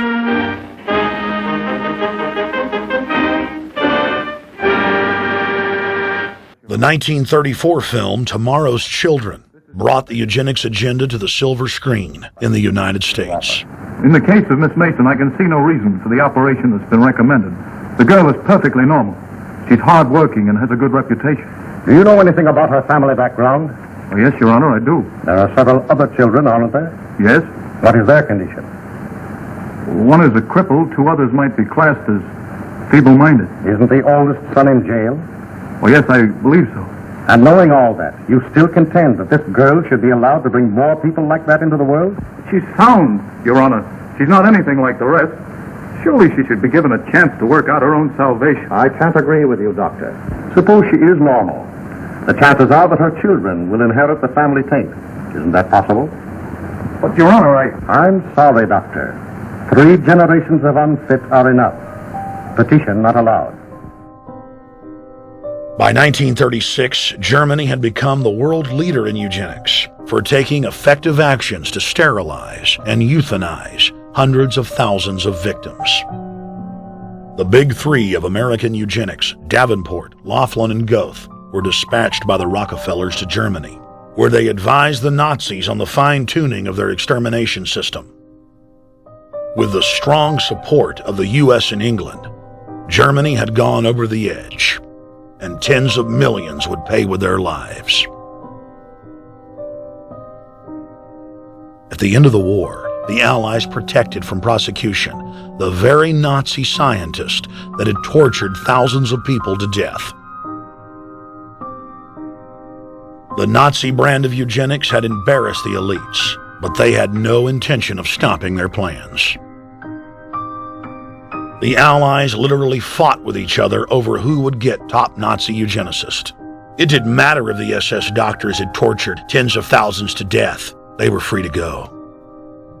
The Angel of Death, Joseph Mengele, and his boss, Ottmar von Verscher, were not prosecuted, and von Verscher even continued his work in Germany after the war. Eugenicists were angry that their great work had been exposed. They then scrambled to camouflage their agenda.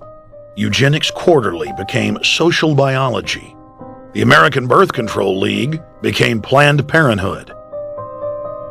New terms like transhumanism, population control, sustainability, conservation, and environmentalism replaced racial hygiene and social Darwinism. Many eugenicists of the previous period engaged in what they called crypto-eugenics. Purposefully taking their eugenics beliefs underground, they became highly respected anthropologists, biologists, and geneticists in the post-war world.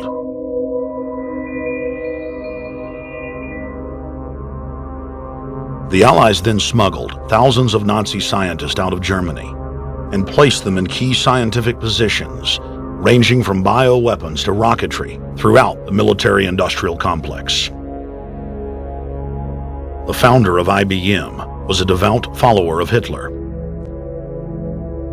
Thomas J. Watson had supplied his punch card computers and IBM technicians to the Nazis for use in the death camps.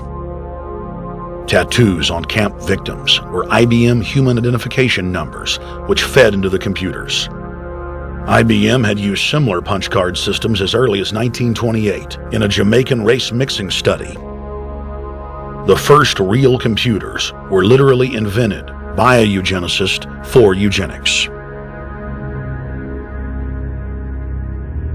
UN chieftain and unrepentant eugenicist Julian Huxley argued that since the leaders of eugenics had founded the environmental and conservation movements, that they should be used as vehicles in the formation of a world government. Just as H.G. Wells had envisioned, this government would be controlled by a scientific dictatorship and would be guided by the principles of eugenics.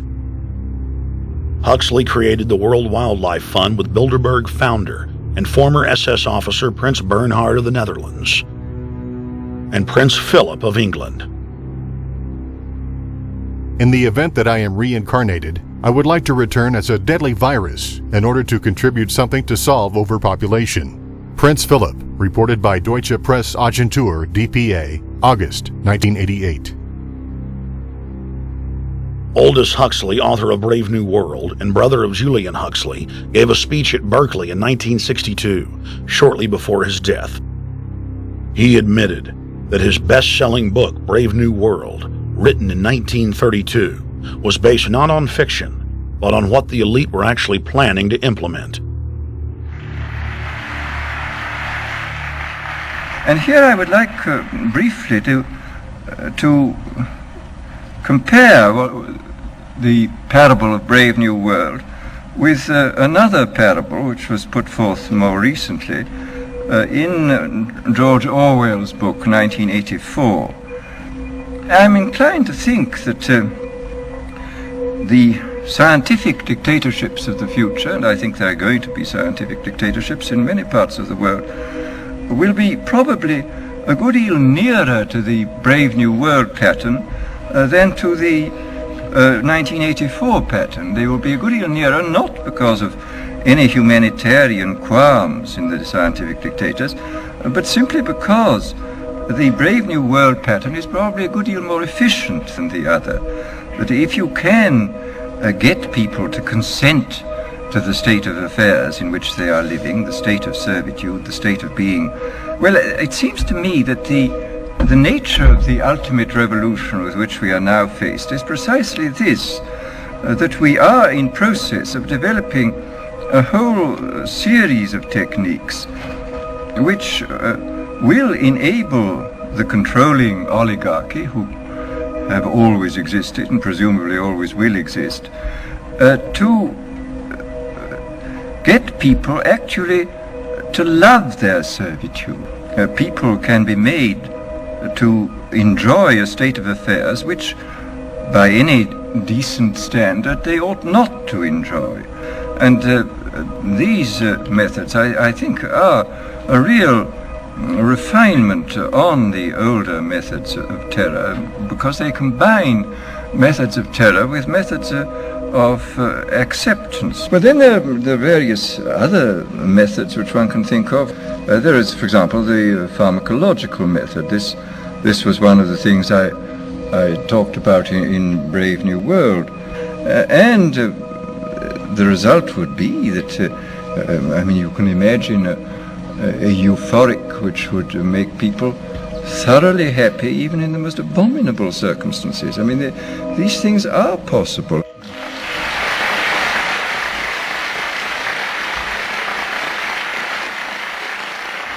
The elite have left a massive wave of destruction behind them as they cold-bloodedly experiment on civilian populations as if we are lab rats.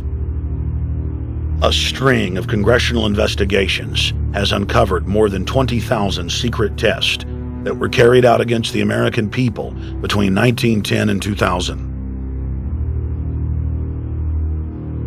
One well-known eugenics study, the Tuskegee Syphilis Project, killed hundreds of blacks and spanned 40 years until whistleblowers exposed it in 1972. From 1943 until present, the British have tested lethal nerve gas on their own personnel, on land, air, and sea. Many died instantly. Still others died grueling deaths over several years. The federal government commissioned secret radiation experiments on thousands of non-consenting patients. Hundreds of hospitals in the U.S. injected healthy men, women, and children with uranium and plutonium at dosage levels ranging from non-therapeutic to lethal, killing many of the test subjects. Pregnant wives of GIs were given vitamins by base doctors that actually consisted of highly radioactive uranium-239 and plutonium-241, resulting in violent miscarriages and the death of the mothers.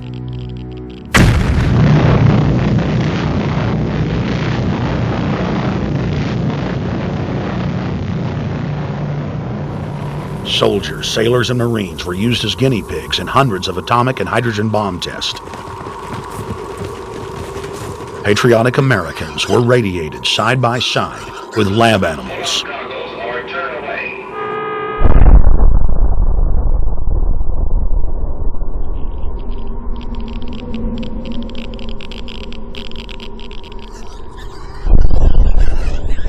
Pilots were forced to repeatedly fly through mushroom clouds of DNA-destroying radiation.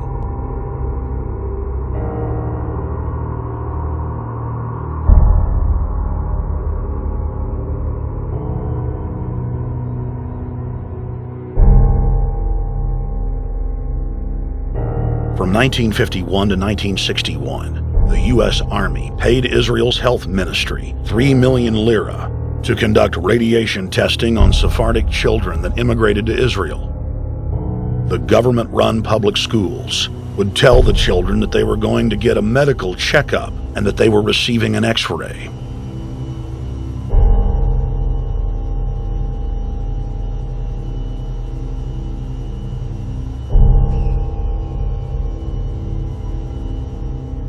The Pentagon had already radiated more than 4,000 institutionalized children in the United States, many of which had died.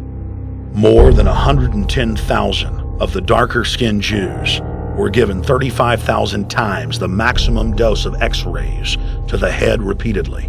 Many of the children died within months. All of them lost their hair. Some still live today and endure excruciating health problems. The covert testing of chemical, biological, and radiological agents on unsuspecting populations continues worldwide today. From 1940 to 1979, the vast majority of the British population was sprayed by aircraft more than 2,000 times with deadly chemicals and microorganisms without ever being told. In 1968, the Pentagon tested a deadly bioweapon on New York subways and placed personnel in local hospitals to monitor the effects.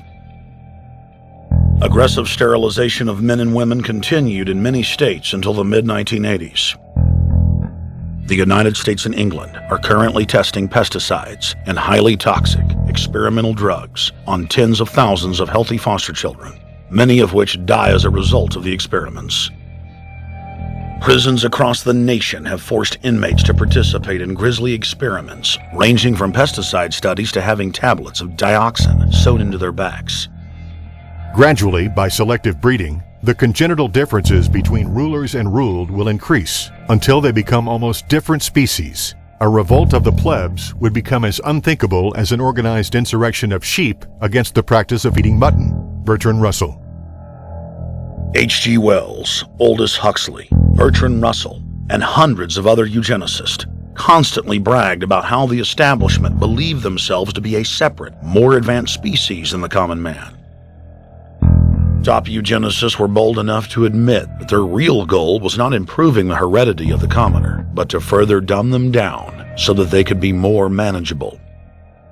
Nobel Prize winner Russell wrote at length about how vaccinations filled with mercury and other brain-damaging compounds would induce partial chemical lobotomies and develop a servile zombie population.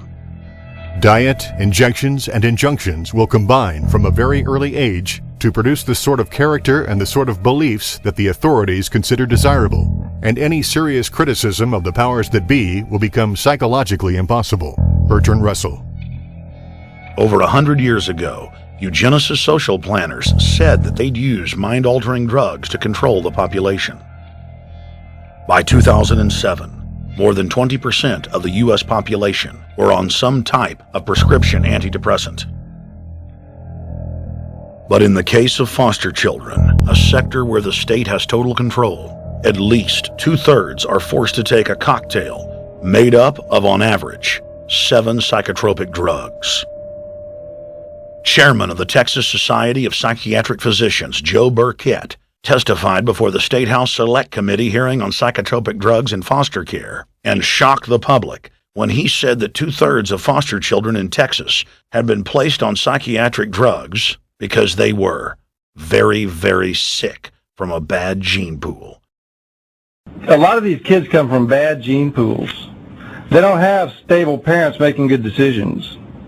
Besides the gene pools, they've then been traumatized by abuse, neglect, and problems, and then they've been traumatized by separation, and all those things predispose to mental illness. The Western world is now implementing eugenics pre-crime policies. Fetuses are now being pre-screened according to family histories of crime. From Portland, Oregon to London, England, Child Protective Services are enrolling newborn children into criminal databases at birth and forcing them to attend probation hearings at age 2. The overlords of scientific dictatorship are ruthlessly prosecuting a war on our most defenseless. In December of 1974, the U.S. government made Third World population reduction a central national security issue. The operation plan, titled National Security Study Memorandum 200, was simply a regurgitation of the British Commission on Population created by King George VI of England in 1944, which openly stated that populous Third World nations posed a threat to the international elite's monopoly of global power. The Kissinger-authored U.S. plan targeted 13 key countries where massive population reduction was called for. Kissinger recommended that IMF and World Bank loans be given on condition that nations initiate aggressive population control programs, such as sterilization. Kissinger also recommended that food be used as a weapon, and that instigating wars was also a helpful tool in reducing population. In 1972, the Nixon White House also implemented a eugenics policy which was directed by George Herbert Walker Bush, then United States Ambassador to the United Nations. Bush advised China on the formulation of their one-child policy and directed the federal government to forcibly sterilize more than 40% of Native American women on reservations. The Bilderberg-dominated Club of Rome advocated environmentalism as the best front to implement population reduction. Western populations would accept serfdom if it was packaged as saving the earth.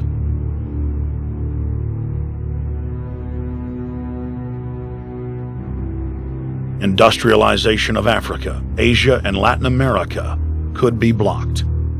Citizens would more willingly give up their national sovereignty if it were sold as a way to help the planet. The think tank also concocted the peak oil fraud as a way to create artificial scarcity. And the Club of Rome has been aggressively pushing a global carbon tax as a way to fund their planetary government. In the draft copy of the United Nations Global Biodiversity Assessment, it states very clearly that we must reduce the human population from its current level of about 6 billion people down to about 1 billion people. In the 1970s, South Africa developed race-specific bioweapons to target blacks and Asians, and then subsequently sold the technology to Israel in the mid-1980s. In September of 2000, the Project for a New American Century published a document in which Dick Cheney described race-specific bioweapons as politically useful tools. And somebody mentioned, well, why would they want to reduce the human population when that means less money for them? Most people have no idea. They're not after money. They have all the money they need. They're after power. That's their aphrodisiac. The overlords of the New World Order are now aggressively pushing for a worldwide one-child policy. The Chinese one-child policy was phased in gradually. In the 60s, when it began, you only had to pay a tax penalty. Only later did they imprison you if you had more than one child. Now the exact same proposals to penalize couples who have more than one child are being made in the United States, England, and Europe. In the push to reduce global warming, children, according to some, are the new culprits. A think tank in the UK says too many kids are what's making the planet worse, saying large families, anything over 2 children really, should be frowned upon as an environmental no-no, akin to not reusing your plastic bags, driving one of those big gas-guzzling cars, taking long trips overseas. The UK, in fact, has negative growth. I think Canada does too. That still, families in our rich countries shouldn't have more than 2 kids. In 1998, Ted Turner pledged to give more than $1 billion to the United Nations to be spent in the implementation of population reduction policies planet-wide.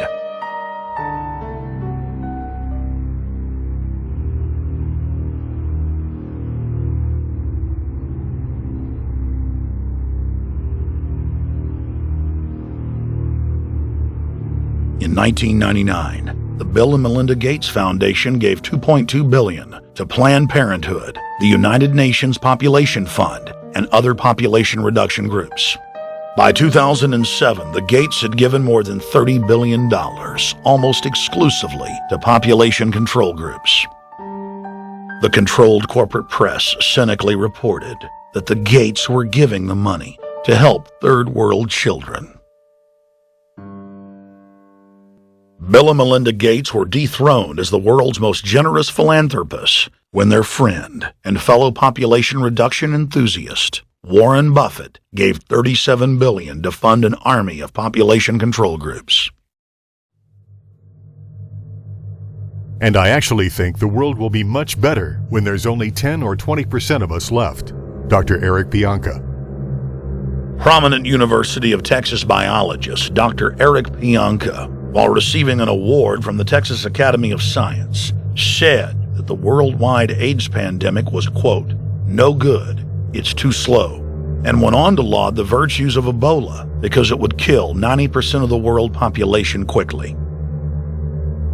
When his statements erupted into a national controversy, his graduate students defended him, stating that Pianka was too conservative and that all humans should be killed. But most frightening was the fact that in a crowd of over 1,000 prominent scientists, local newspapers reported that 95% of those in attendance gave Pianka sustained standing ovations every time he extolled the virtues of mass-culling microbes and man's destruction.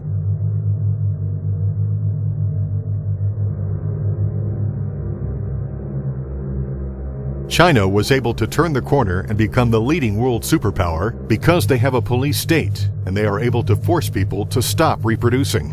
Dr. Eric R. Pianka. The eugenics movement has now shaken off much of its Nazi baggage and is using people's legitimate concern about the environment as a cloak to conceal their real agenda. Everyone wants to breathe clean air and have good water. But the controllers of the environmental movement have done nothing but co-opt people's concerns and parlay it into support for global policies that further destabilize the third world and create untold misery.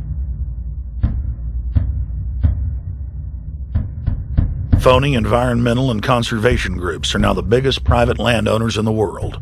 They lobby government to take property away from local populations, only to develop it themselves later. When the U.S. military dumps millions of gallons of nerve gas on the east coast of the U.S., they don't say a word. Thousands of companies are creating transgenic cross-species hybrids, splicing plants, animals, and insects, and releasing the new organisms into the global biosphere, vandalizing the very genetic code of the planet. And large environmental organizations do nothing. The corporate elite of the planet intensified their push for a global taxation system with a year-long build-up to the Live Earth hysteria held on July 7th, 2007 on 7 continents. World leaders announced that saving the Earth was the new organizing principle for humanity and hailed it as the planet's new religion. They claimed that CO2, which plants breathe, was killing the Earth, and that we must reduce the number of children we have to curtail our carbon footprint. Countries across the world marked the day by passing new carbon tax schemes and raising taxes on gasoline, natural gas, and electricity. It is a scientific fact that the sun is the main driver of planetary climate, and the measurements are clear. The sun is becoming hotter, brighter. It has been slowly increasing thermal output in the last 100 years, causing warming not just on Earth, but throughout the solar system. But the scientific facts and even the order of the planets didn't matter to one of the chief organizers of Live Earth, David Mayer de Rothschild, heir to the British arm of the Rothschild fortune, when we spoke to him. When I called Rothschild on the order of the planets, he just laughed, thinking the audience wouldn't get it. He continued to count on the population's ignorance and claimed that the global warming lobby has nothing to do with carbon taxes. I guess he hadn't spoken with his good personal friend, Al Gore. Global warming, the time for debate is over. I think what you have to realize is that being environmentally sensitive and making money aren't mutually exclusive. There's a lot of money to be made in addressing this issue. But you guys are gobbling up all the world's concern to just simply line your pockets and make kids read your book in schools and do all this. It's a business, just like you said, Rothschild. It's not. Do you think I make any money out of this? It's the same thing. It's the same thing your your money-changing ancestors did. They're in Germany, Red Shield, and I'm calling you out, Red Shield. We know it's a scam. A pollution-based tax system, principally CO2. We're causing it mainly, vast majority of it. The consequences are bad and will be catastrophic unless we act. The polar ice caps of Mars are receding at several miles a year, much faster than ours, and that the moons of Saturn and Jupiter are melting. In fact, several of their moons were ice and are now liquid seas. Now, how are SUVs causing that, David Rothschild? That's because those planets are closer to the sun, my friend. No, Jupiter and Saturn are not closer to the sun. Neither is Mars. Yes, sir. I think you'll find, right, that the very simple matter, and what I wanted to say, and this is my final point, forget your taxation theory, because actually it's not taxation. Put a price on the carbon. A tax is the best way. Cap and trade can also do it. If there were a carbon-based tax, would there be a need for an economy-wide cap and trade system? They are not either or. We can do both. I am in favor of both.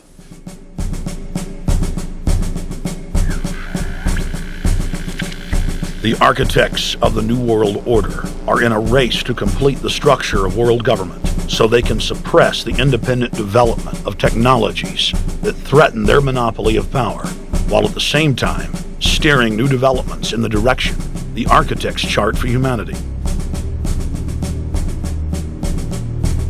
The technocrats call their governing system the final revolution because in the past, empires were enforced militarily.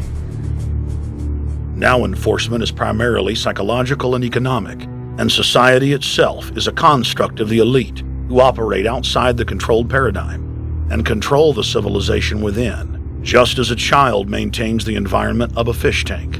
We are like lab rats, living out our entire existence, never questioning the confines of the cage or the scientists who experiment on us. New World Order engineers have hijacked human destiny.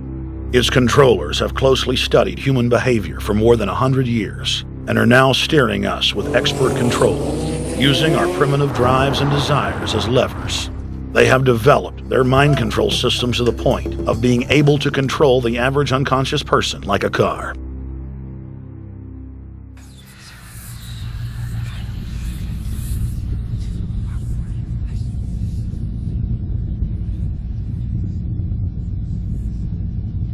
Eugenics dominated the 20th century. Its ruthless spirit has now metastasized into the fields of genetics, nanotech, and robotics. But that's not surprising. From their inception, all three disciplines have been dominated by eugenicists. The billionaire founder of Sun Microsystems, Bill Joy, courageously went public in 2000 to warn of a cancerous consensus among the technocratic elite that at best humanity would be completely enslaved by the year 2030, and at worst, mass extermination of everyone but the elite would take place. A who's who of the techno-elite are members of what is known as the transhumanist or post-humanist movement. Many of its adherents see only the beneficial aspects of technology's exponential rise, like bringing sight to the blind, sound to the deaf, and longer life for all. But what many of them don't know is that master eugenicist Julian Huxley founded transhumanism, and that society's controllers openly admit that the new system is designed to progress into absolute tyranny.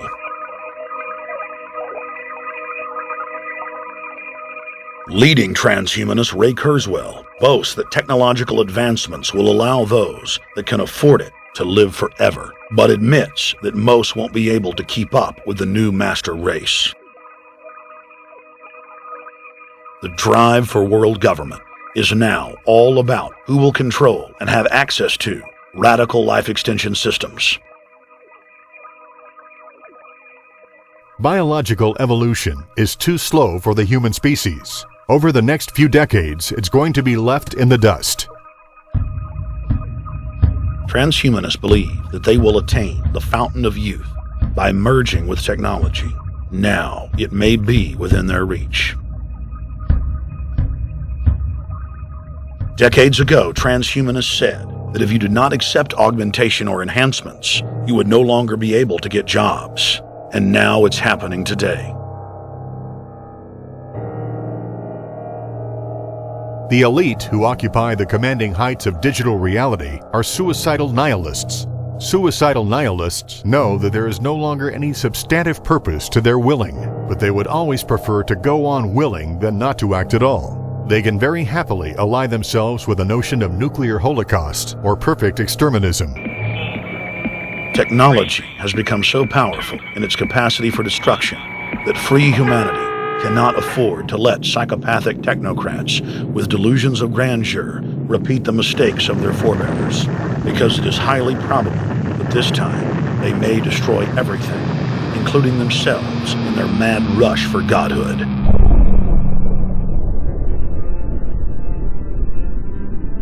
In this film, we have chronicled the Overlord's bloody orgy of experimentation, which already claimed the lives of more than 150 million people in the 20th century. And now, they are promising to deliver an invincible tyranny that will dwarf their past exploits. In the days of World War II, there were sovereign nations and armies to stand against Hitler's final solution. Once world government is in place, no one will be able to stop the New World Order's plans for global population reduction. For those immune to psychological programming, hundreds of FEMA camps have already been built throughout the United States. In their quest for population reduction, no method is off the table. These dark builders intend to release a string of man-made bioweapons plagues, each one worse than the last, while at the same time expanding the police state to enforce an orderly extermination of the population, all in the name of fighting invisible terrorists. And the Georgia Guidestones stand today as a cold testament to the elite's sacred mission. To have a two-class system where the underclass are forced to live as slaves in tiny enclosed cities, while the elite enjoy the land of the earth, evolve into superhumans with the aid of advanced implantable technologies, live eternal lives, and travel throughout the cosmos. This is the promise given to the inner members of the New World Order and the agenda of the Bilderberg Group.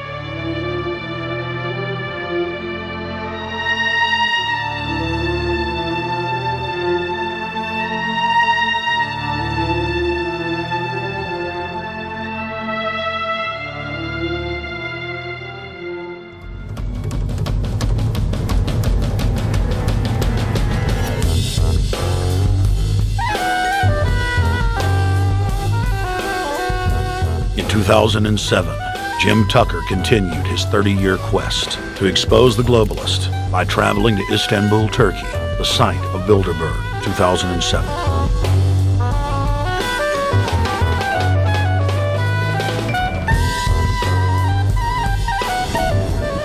Jim Tucker, thank you for coming on, my friend.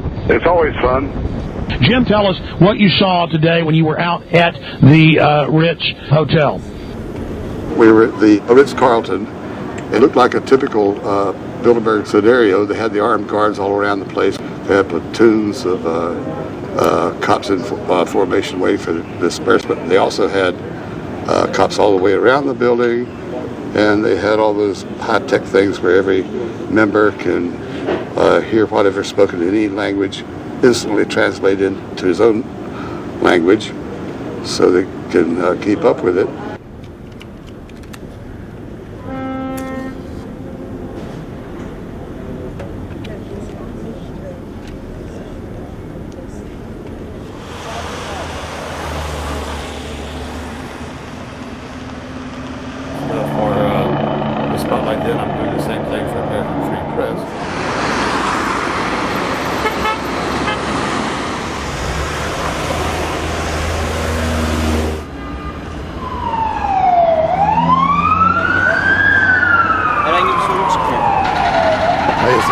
Hotel open? Şimdiki İngilizce bilen var mı? Ben bilmediğim için. Let's just ask him directly.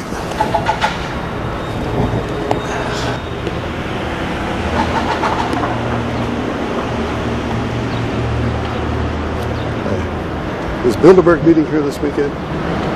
You can look this way. We had my two personal cops following me today. I was not aware of it because my nose is always sticking to the camera and my jaws are always flapping. But the TV crew said those guys are going to follow you. And their car followed us out to the hotel. Then they identified the two cops in plain clothes, not business suits, but sport shirts and so forth. Yeah. That's the car that's been on our ass? Yeah. I want to photograph him? Yeah. You are, aren't you? Well, they're very likely Bilderberg boys.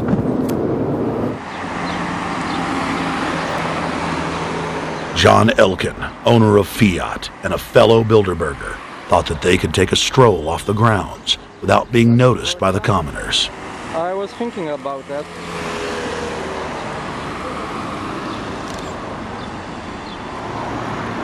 This Bilderberg attendee sneered at our camera.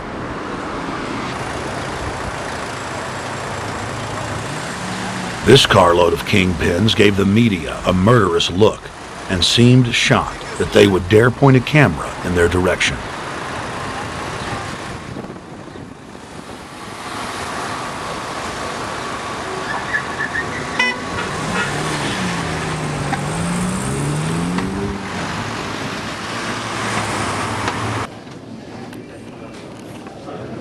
In 2007, the Bilderberg Group received the heaviest global coverage in its history.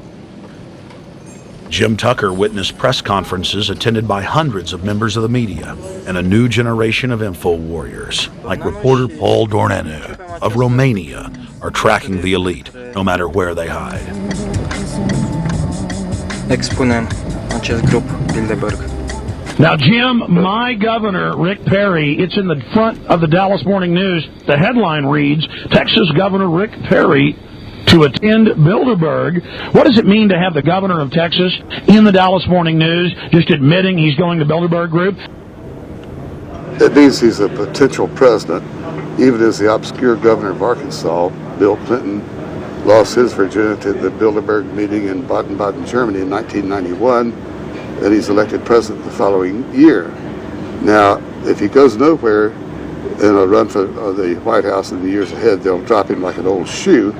They do that often, but officially, Bilderberg considers Governor Rick Perry a potential president of the United States. Yes, it's a violation of the Logan Act, for which Bill Clinton's White House was fined $300,000, which means the taxpayers paid it. When Perry returned to Texas from Istanbul, we were determined to hold him accountable for his treasonous actions.